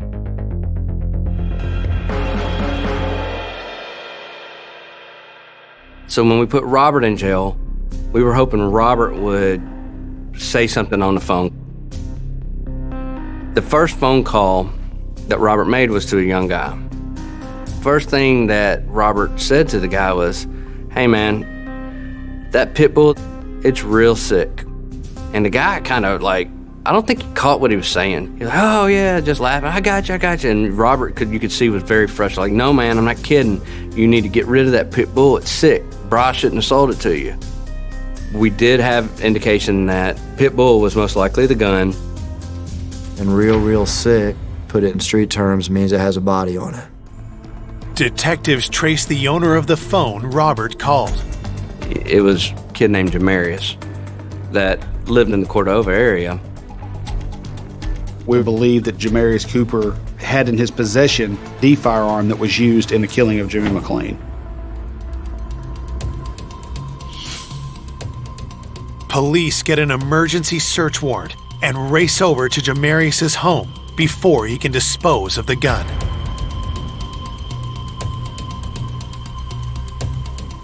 When we got Jamarius Cooper's bedroom, we systematically started going through places that things could be hidden. We were going through it and we weren't finding anything. And then one of my detectives, probably into the 30th box or so, he's like, I got something. And I was like, do what? When I saw that gun, I immediately felt like we had found the needle in the haystack. We had known through this investigation that most likely we were looking for a very specific gun. That is the same style gun that we're looking for. Same caliber, most likely the same brand, the same model. At that moment, I was like, Jimmy's here. He's guiding us. He's telling us it's all here. He's not making it easy. He's making this puzzle, but it's slowly coming together. So immediately took the gun and had TBI process it. Within a couple hours, they were calling us back on, hey, this is the gun that was used in the homicide of Jimmy McClain. That does bring some emotion to you. You're like, oh my gosh, this work, this time, and we're going into 30 days here. I mean, nobody finds a gun used in a homicide in 30 days. Police need to talk to Jamarius, but before they can track him down, they get an alarming call. We have a call from Cumberland County Sheriff's Office, and the deputy there said, hey, listen, we just had something weird come in. A white female came running into our station. She was very distraught. She was in her pajamas, and that she said that she wanted to pass on some information, that her husband was upset because his nephew had admitted to killing a basketball coach.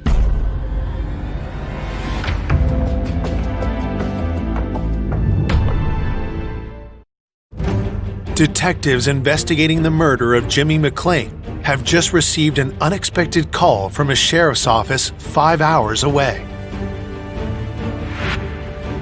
And the deputy there said a white female came running into our station. Her husband was upset because his nephew had admitted to killing a basketball coach. Her husband was Carla's brother, which was Dwayne's uncle. Detectives are stunned.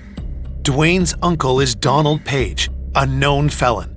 Detectives bring him in, knowing they may only have one shot to get him to talk. He was I'm not talking to y'all, I ain't got nothing to say. Police remind him of one simple fact. If he's withholding information, that makes him an accessory to murder. And all of a sudden, he said, look, my nephew said he did it. Dwayne had, in fact, taken him aside and said, Unc, I had to handle my business. And Donald said he looked at him and said, are you saying that you killed him? Dwayne said to him, I had to stand up for my mom. Dwayne, he loved his mom. They were having some financial issues, and Dwayne thought that if this divorce could just be done with, I could get the money from the house. And I think Dwayne took it upon himself to do whatever he wanted to do, and which unfortunately led to the homicide.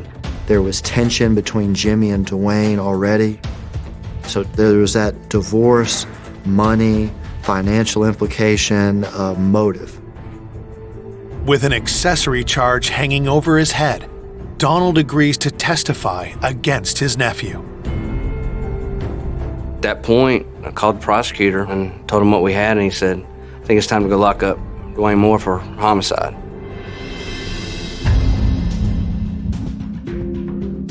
On March 26, 2013, Dwayne Moore is charged with the murder of his own stepfather. I'm telling you, he just had no remorse, no confessions. He just didn't have any care in the world whatsoever. When I heard Dwayne had been charged with Jimmy's murder, I felt a lot of relief. I was shocked to know that someone that he had influenced this long in this young man's life that would take his life.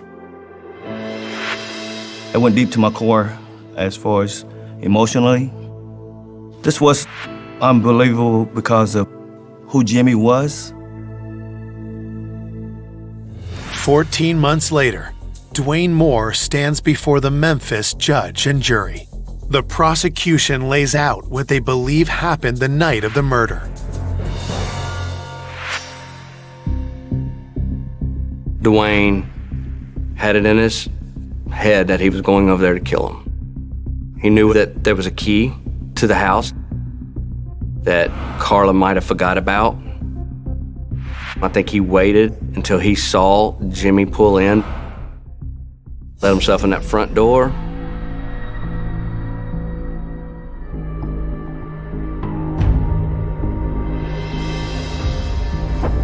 Pulled the gun out as soon as he saw Jimmy and started shooting.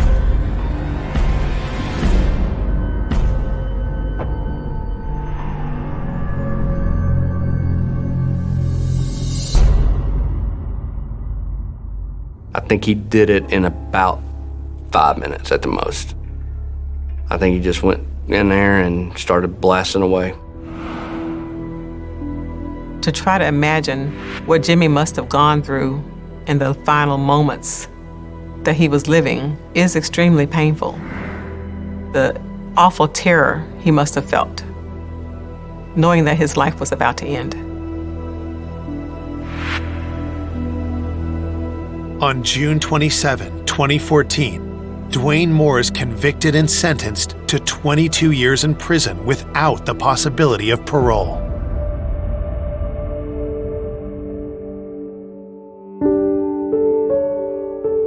It hurts. It hurts that somebody thought so little of my family that they could take somebody so precious to us. While Jimmy's family still misses him every day, his love for educating young people lives on. To honor Jimmy's memory, we established a scholarship in his name at the University of Arkansas at Conway. I think Jimmy will want to be remembered by being a godly man, a kind man, and a peaceful man. That's what helps me to try to let the anger go. Don't be mad. Just thank God that he was here and that he was my brother for as long as he was. I miss him and I love him. For more information on an unexpected killer, go to oxygen.com.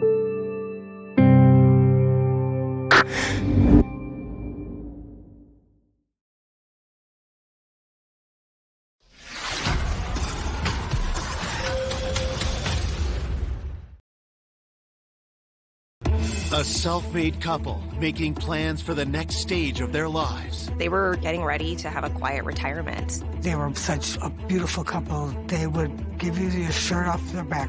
They had a lot of friends and loved spending time with family. Gunned down, execution style, in their own home. It just seemed to make no sense. Who would do that, and what could possibly be the motive? While searching for the killer, investigators uncover a world of greed and deceit. We looked at desperation. She was desperate for money. He felt he had been treated badly, basically kicked to the curb. People were saying that he was very upset. It certainly is motive. A series of chilling discoveries. We learned that he was receiving hundreds of thousands of dollars. Everything he's told us is a lie. Points to a killer no one ever imagined. People were shocked. It shows what a messed up psyche he's got. It was unbelievable how somebody can be that cold-blooded.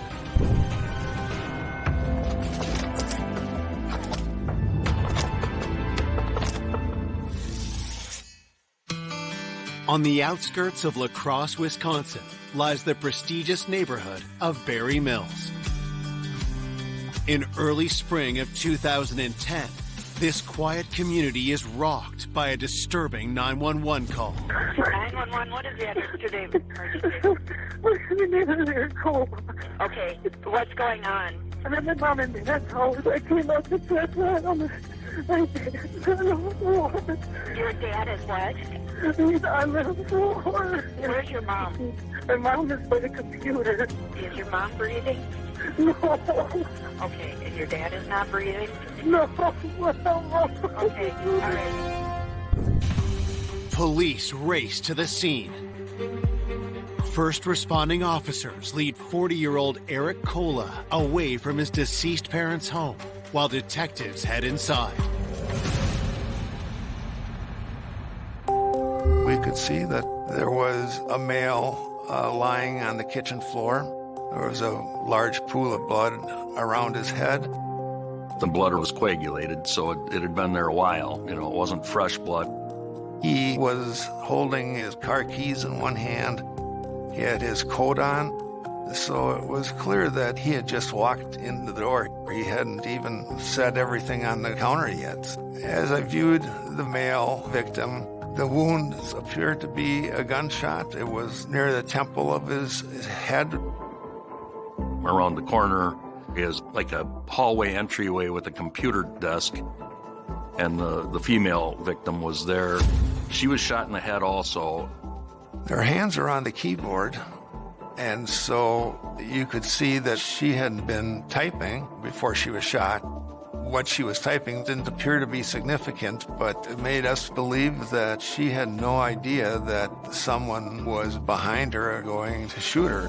It appeared that they ambushed them. The victims are identified as 68-year-old Dennis Kola and his wife, 65-year-old Myrna. As investigators examine the scene, they make note of other telling details. We didn't know if it was a single killer or more than one person, but you would expect more disturbance if there were more than one, or that they would have overpowered the victims, and that didn't seem to have happened. With Myrna sitting at the computer comfortably, it led us to wonder if she was the first to be killed. And her husband, Dennis, came home, and he was the second one shot. There was the smell of decomposition. At that point, we weren't sure how many days earlier they were killed, but we needed to get information pretty quickly. Detectives find no sign of forced entry and no indication of any kind of struggle. The crime lab comes in. They collect fingerprints and DNA and the computer for analysis. We went upstairs and we noticed in the one bedroom there was a dresser that was disturbed, and it appeared that it had been ransacked. What was unusual about it was the person started at the top and worked their way down with the chest of drawers. But if you did it that way, you wouldn't be able to see what was in the drawer below it. This looked like someone was trying to make it look like a burglary, but nothing seemed to be missing. And there were many other valuables in the house, including Myrna's purse, and Dennis' wallet was still in his back pocket. It looked like this was staged, quite frankly. While investigators continue searching for clues, they find what could be a key piece of evidence. The bedroom had a .22 rifle in the closet. There's also a box of .22 shells on a shelf that had been moved and partially opened. That was very possibly the gun that was used in the homicides. So the gun is sent to the crime lab for an analysis. As the crime scene investigation continues, news of the murders spreads quickly through the close-knit community. When I heard about it, I thought, I can't believe this is happening. I was devastated. It hit me real hard. It was like, why would somebody kill them? Everybody loved them. Born and raised in Wisconsin, Dennis and Myrna Kola had been happily married for 42 years. Dennis and Myrna had a lot of friends. They had deep roots here. They had children and grandchildren, and they were very popular. I didn't hear of anyone that had anything bad to say about either one of them. From humble beginnings, Dennis rose to become a successful businessman. Dennis had graduated as a pharmacist, and he had owned a number of pharmacies and businesses throughout the years in different locations. I worked with him for 2 years. As a boss, he was down to earth, fantastic guy. If you needed something, he was there. He treated me like a daughter. Dennis was successful in life and in love. Him and his wife, they were always happy, having a good time. Myrna had a lot of energy. She was very sociable. Myrna was very well educated, and she was presently teaching part-time on a substitute basis. They had a good marriage. They enjoyed life. The couple had 2 children, their son Eric and 37-year-old daughter Cindy. Both were married with families of their own. Their family seemed pretty tight. Dennis and Myrna, they were involved with their kids and involved with their grandkids. These were parents who were very dedicated. They really wanted the best for their kids and loved spending time with family. Dennis and Myrna were getting ready to have a quiet retirement and relaxing and enjoying life. Now, those dreams have been brutally snatched away. Both shot. I would have never in my life expected something like this to happen. It just seemed to make no sense. We're trying to understand who would do that and what would be the motive. While police bring the Cola's son Eric into the station to get more information, investigators go door to door looking for witnesses. We start canvassing to see if anyone saw anything, heard anything. Nobody in the neighborhood had seen anything suspicious. For them, it was just mostly shock. They couldn't believe that these two people had been killed. As detectives continue to search for a lead, they get their first break. One of the neighbors mentioned that he thought he knew the motive and why it happened, and also the murder. He was very concerned. He believed that his life was in danger. He felt that he may be next. This neighbor, Steve Burgess, was a banker, and he thought that he may have been the intended target of the homicide. His reasoning was he had got a threatening call multiple times from a person that threatened to kill him. Coming up, new evidence emerges. The day after the homicides, he cashed his $50,000 check and never told us. And family secrets come to light. There was some jealousy, maybe bad blood between the two. Dennis always complained that he was worthless and that he didn't want to work. She had apparently lit into Dennis in a rage. Until a disturbing clue reveals a twisted plan. Someone had put this threatening note in his mailbox.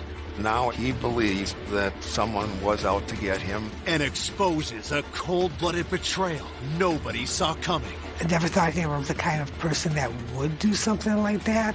It was extremely unexpected. It's just chilling.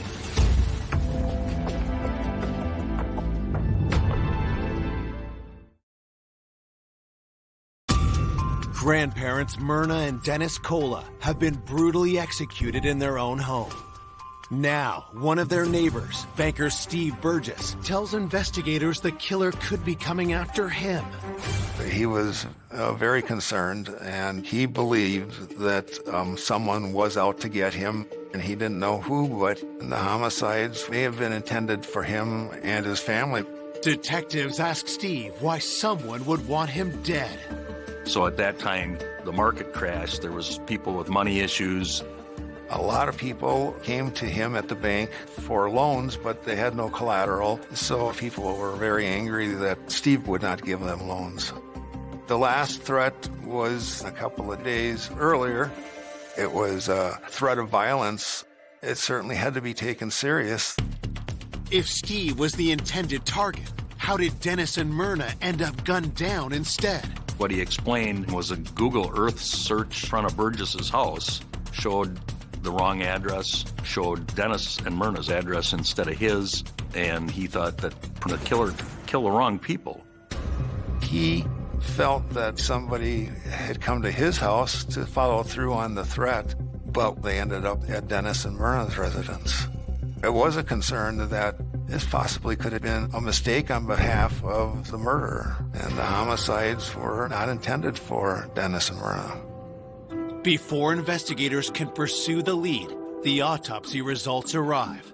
The autopsy report determined that they were both shot with a .22 caliber rifle. But it was inconclusive. There wasn't enough bullet fragment left to tell if it came from the gun that we found in the house. No fingerprints were found. I mean, even from the victims, like the gun had been cleaned up. The autopsy report also confirmed that they had been deceased for a few days before the 911 call. It was likely that they were killed on that Friday.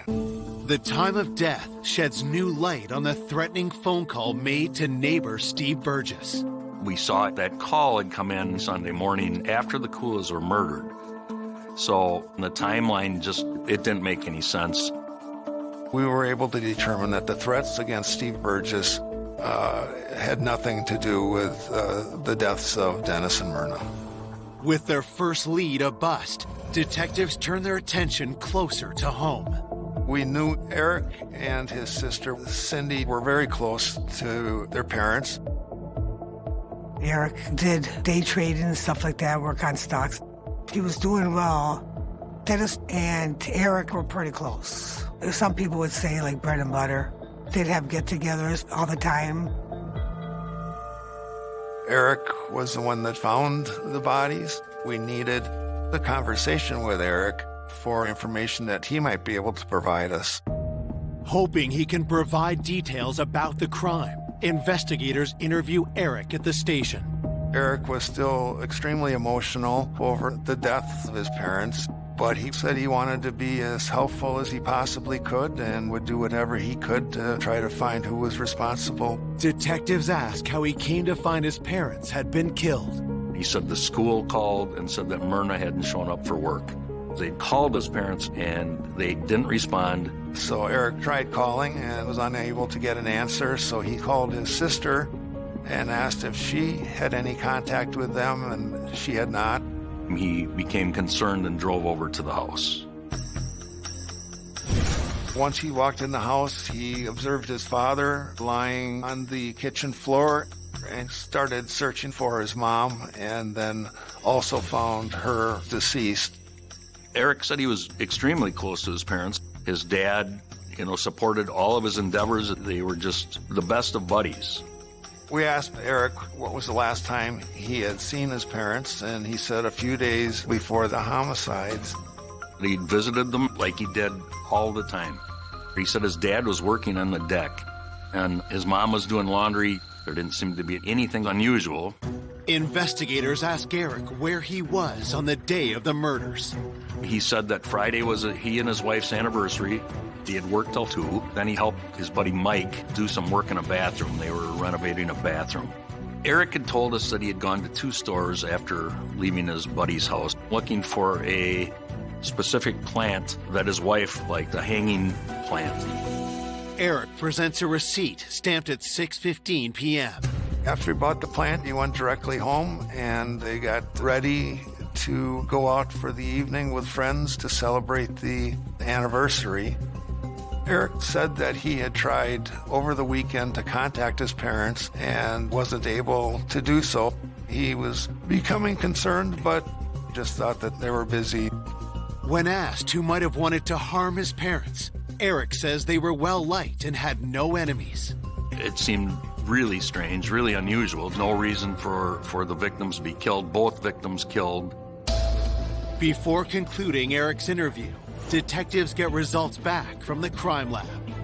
The report came back indicating that the time of death, based on the computer analysis, was 5:41 on that Friday. Myrna was using the computer, and the last keystroke was 5:41 p.m. So that gave us a timestamp. That's huge. With the keystroke data, detectives verify Eric's alibi. We spoke to his friend Mike, and Mike said yes, Eric was here until about 5:30 when he left, and he was going to go to the store. So he basically confirmed what Eric was telling us was correct. The receipt, combined with what his friend Mike said, it appeared that there wasn't enough time for Eric to commit the crime. Also, it just seemed very unlikely that someone who loved his mother and father very much could be involved in something like this. Before Eric leaves the police station, he remembers crucial information that takes detectives by surprise. Eric had told us that his sister Cindy and her husband Pat were being financially supported by Dennis and Myrna, and that their dad, Dennis, told Cindy they were getting cut off financially. The Friday morning of the homicides, Cindy had called Dennis. Dennis let her know that there was not going to be any more money. She became very upset. Had there been an argument over money leading Cindy to kill? That's extremely unexpected, but she did have motive, so you start looking at Cindy as a suspect.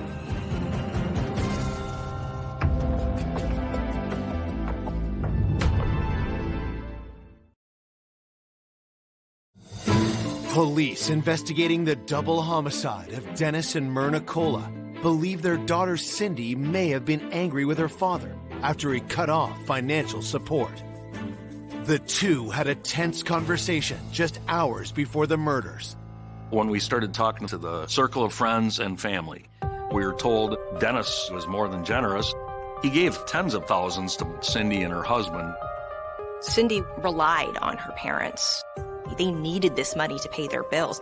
When Dennis had told Cindy that he was cutting her off, she didn't know how those bills were going to get paid.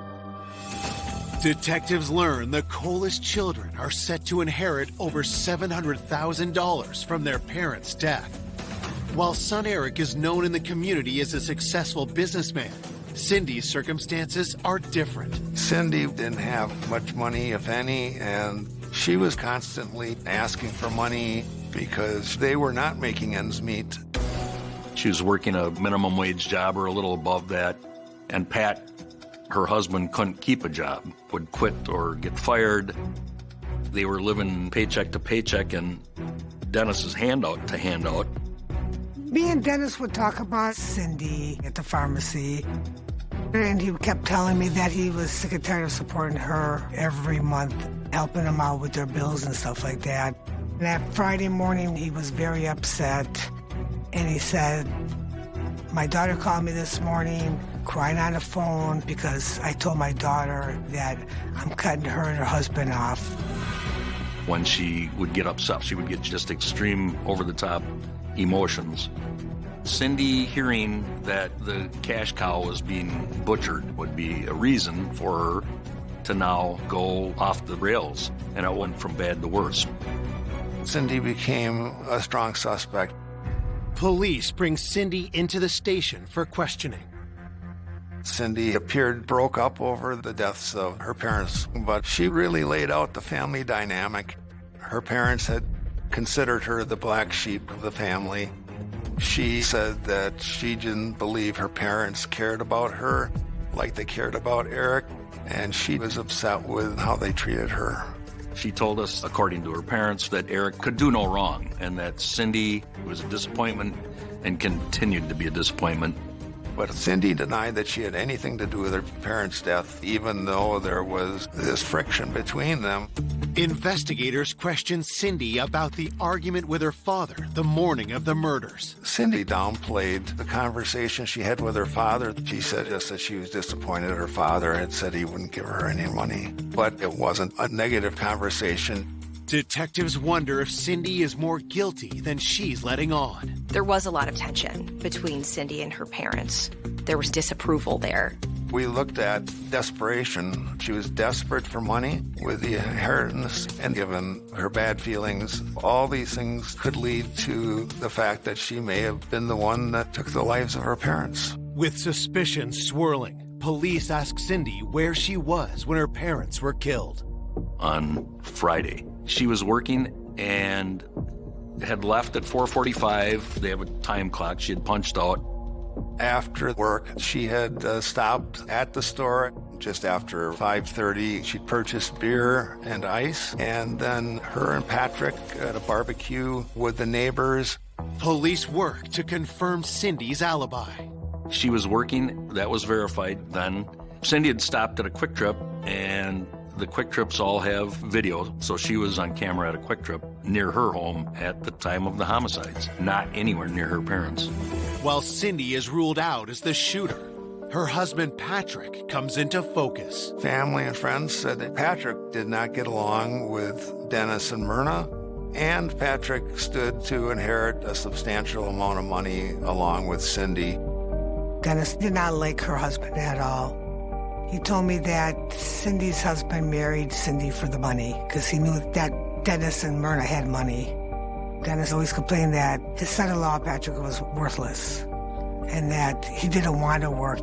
He sits and plays with the video games, and he's too lazy to go find a job.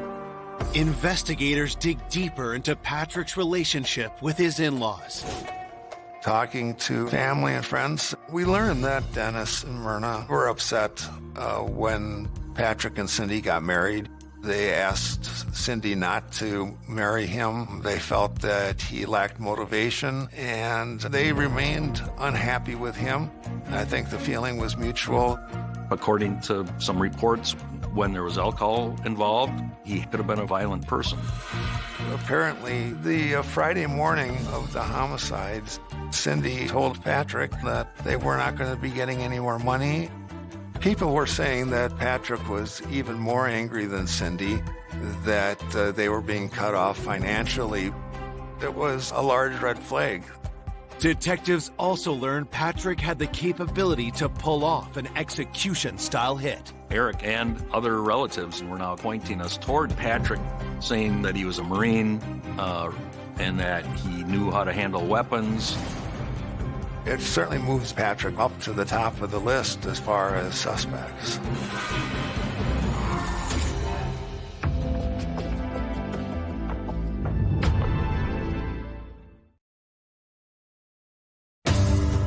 Police hunting the killer of Dennis and Myrna Cola believe their son-in-law, Patrick Cowell, has motive for murder. Patrick was a great interest to us because he did not get along with Dennis and Myrna, and he stood to inherit a lot of money, so it certainly is motive. And Patrick was in the Marine Corps, so he would be an expert marksman. When I heard that the police are starting to question him, I thought maybe after Dennis mentioned cutting them off, that might have triggered his son-in-law to kill them both. At the police station, detectives confront Patrick about his relationship with his in-laws. Patrick said that he was not popular in that family, that he was not comfortable with them. They weren't comfortable with him. There was kind of a cold relationship. He knew from Cindy that they were being cut off from Dennis and Myrna. He wasn't happy about it, but he denied having any involvement in the homicides. Investigators press Patrick about where he was at the time of the murders. He was without a job at the time, and basically he spent most of his day on the sofa with Xbox. We asked if he had any guns in the house, and he agreed that he did. We asked if he would turn those over to us, and he said he would. As detectives wrap up their interview with Patrick, patrol officers are dispatched to collect the gun and gaming console, which are then sent on to the crime lab. The gun had been analyzed and, in fact, was eliminated as the weapon used to kill Dennis and Myrna. Also, we were able to prove through the crime lab that he was on the Xbox at the time he said he was. And so that eliminated him because he was home at the time that Dennis and Myrna were killed. With Patrick ruled out, police are left scrambling for new suspects. The unsolved homicides leave the community on edge. When a crime like this happens in a small town like Berry Mills, there's a lot of pressure on law enforcement to get it solved. People want answers. These aren't strangers to them. These are people they know.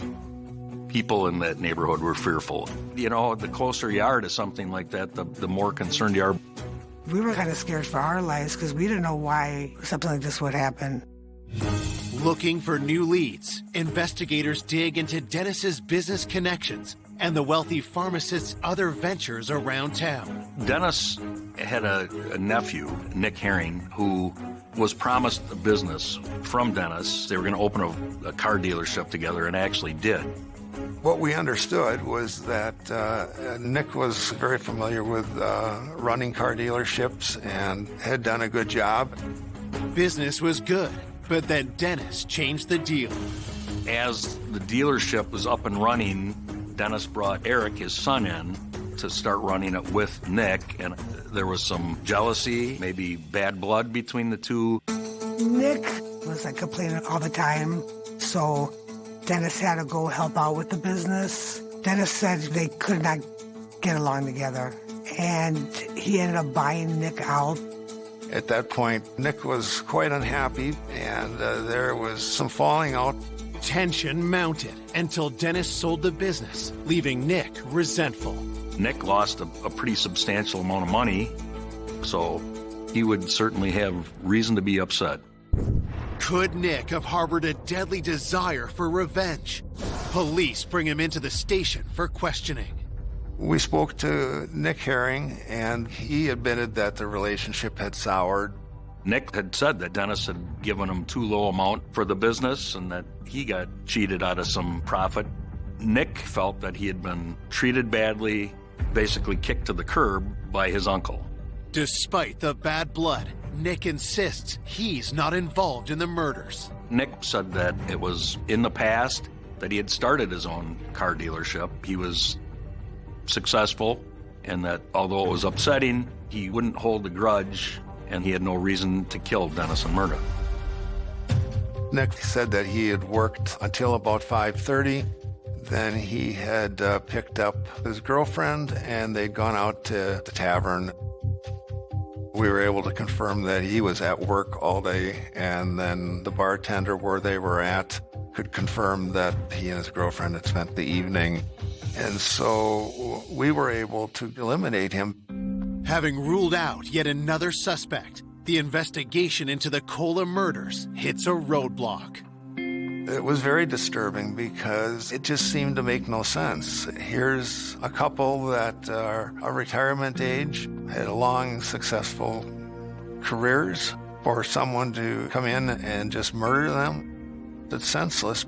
We were still trying to understand who would do that and what would be the motive. 1 week after the murders, police receive news that jolts the investigation back to life. We get a call that a patrol car is being sent out to Eric Kula's residence for a suspicious item in the mailbox. Eric said that he had got a threatening letter. He was now extremely concerned that he was going to get killed.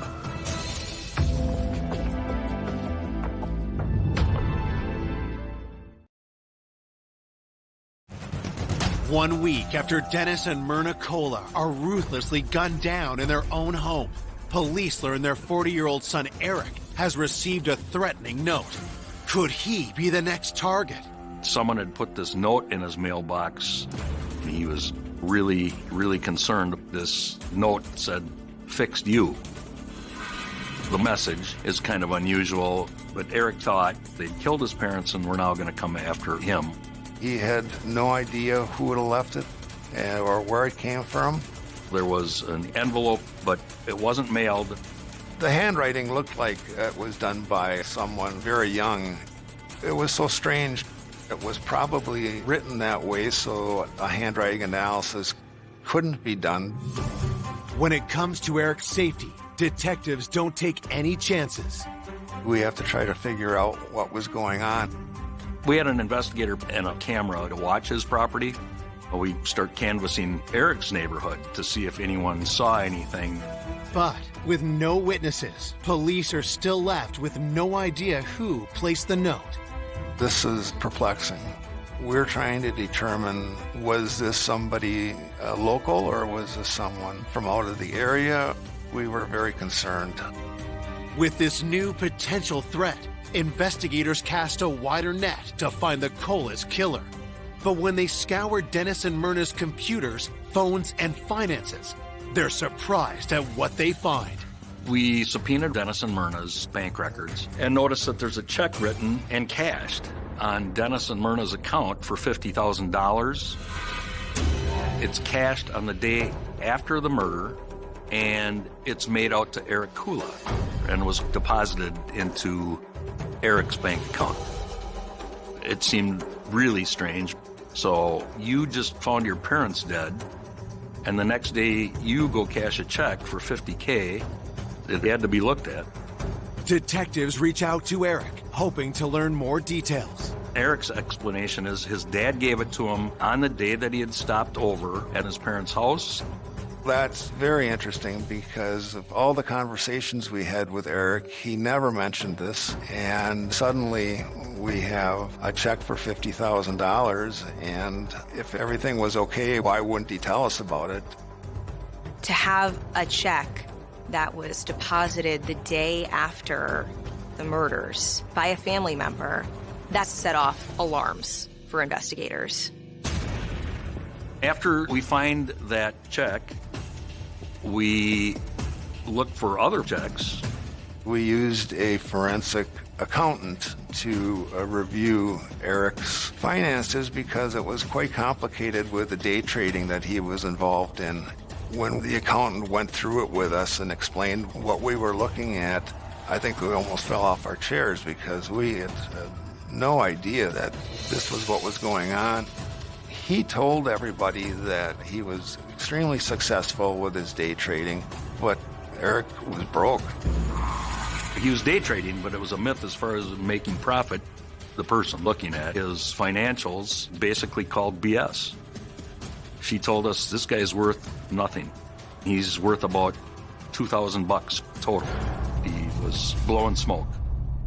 Then, police uncover more startling information about Eric's financial circumstances. We learned that Eric was also going to his parents and receiving large amounts of money. Through the years, it was hundreds of thousands of dollars. He led everybody to believe that he was doing so well, including his wife. Eric told her that he was making a lot of money. There was nothing to worry about, that he was just doing great. Despite everyone's impression that Eric was this successful day trader, his parents had been funding his and his family's lifestyle. If he was going to have to admit that to family, friends, it was going to be devastating. Detectives learn when Dennis and Myrna stopped financially supporting their daughter, Cindy, they also cut off Eric. We knew just shortly before Dennis and Myrna were killed, Eric found out that he was no longer getting money from his parents. The damning evidence continues to pile up against Eric. Dennis told me he was giving money to Eric, but basically he was done giving to both kids. He says, I need to tell them I'm done supporting them. It's about time I put my foot down and cut them off. As investigators start to discover that Eric is not what he seems, shocking results come back from the lab. The state crime lab did a handwriting analysis on that check for $50,000. It wasn't Dennis's signature on that check. We found out that it was Eric's handwriting, that he had forged his father's name on that check. Everything he's told us is a lie. So things are starting to really roll toward Eric. Police obtain a warrant to search Eric's home, hoping to find additional incriminating evidence. We're in the basement. Among other things, was a box of envelopes in a desk drawer. The fixed U note had a security envelope, and every one of them has a different pattern for their security pattern. Lo and behold, those envelopes have the same pattern. We were able to determine that envelope in Eric's mailbox with the fixed U note came from the box of envelopes in his home. From his fire pit in his backyard, we found things that would be associated with making a fixed U note. A spring from a spiral notebook. The letter was written on spiral notebook paper. A barrel of a pen used to write the address. Those types of things are in the fire. So that fixed U note came from his house. It didn't look good for Eric. In the search, detectives also discover a .22 caliber rifle, similar to what police believe was the murder weapon. The gun is sent to the ballistics lab for testing. With the lies and forgery, we were pretty confident that Eric was our guy. But at that point, Eric had an alibi for the entire time that the homicides were occurring. So we're trying to figure out how he shot Dennis and Myrna.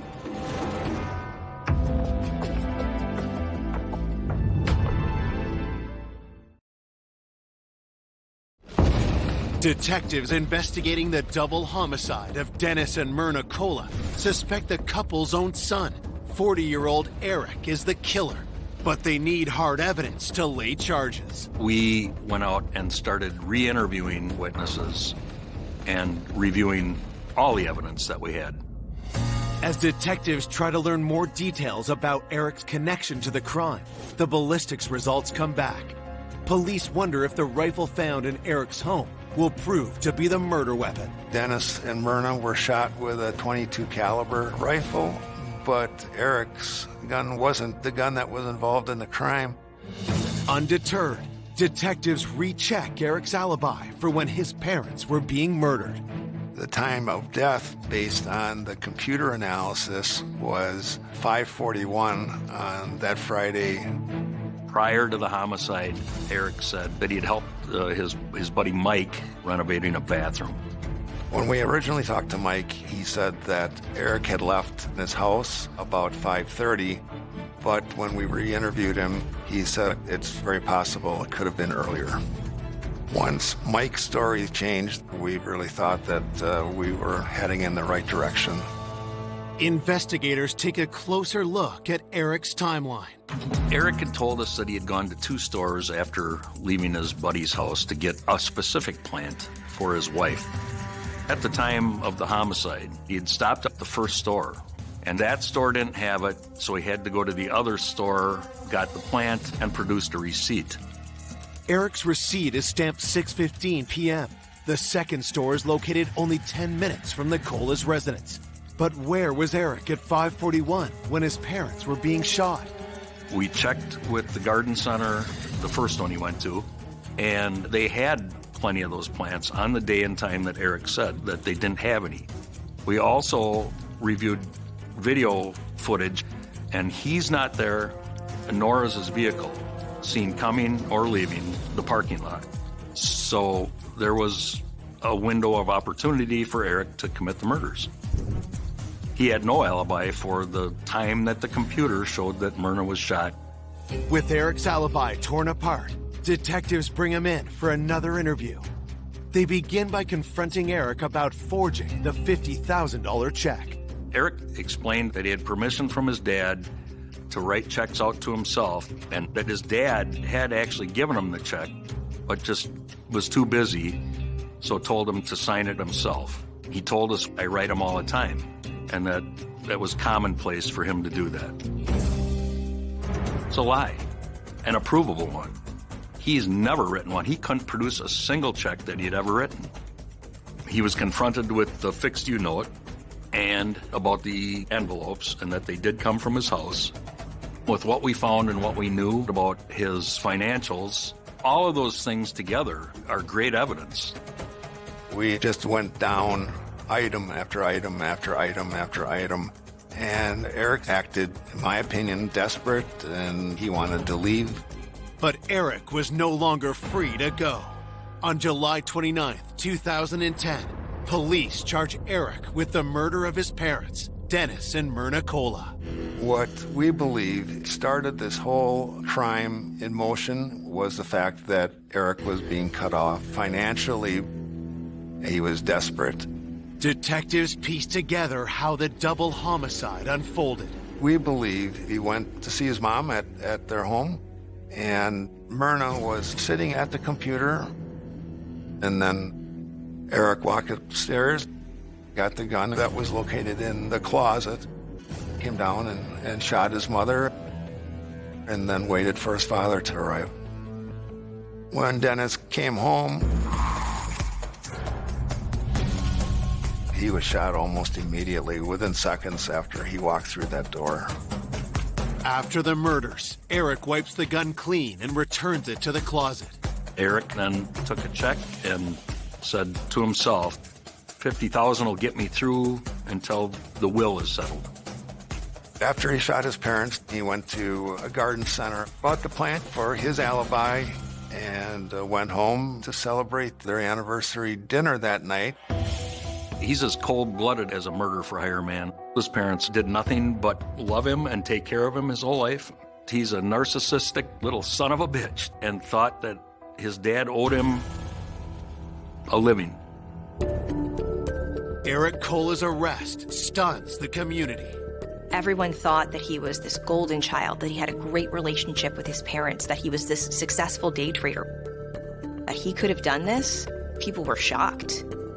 I would have never expected Eric to do this.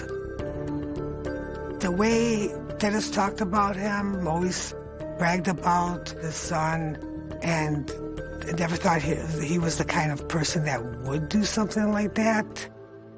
In June 2012, 2 years after Dennis and Myrna Cola were killed, a jury finds their son Eric guilty of intentional murder. His sister, Cindy, during the sentencing hearing, was sobbing, and she begged the judge in that courtroom to make sure justice was done that day. Eric Cola is sentenced to 2 consecutive life terms, plus 6 years for forgery. Many times I've thought about how somebody could do that, and I just simply can't fathom it. I guess we all lose a bit of our innocence when this kind of thing happens. Myrna and Dennis are still dearly missed by their family and friends. They were such a beautiful couple. They would give you your shirt off their back. I think of them very, very often. And my memory of Dennis is always a smiley face. I do miss him a lot. Sometimes I still think, boy, why did it have to be you? He'd still be living right now, happy life, finally retired, enjoying his grandkids. And Myrna would probably still be dragging him on vacation.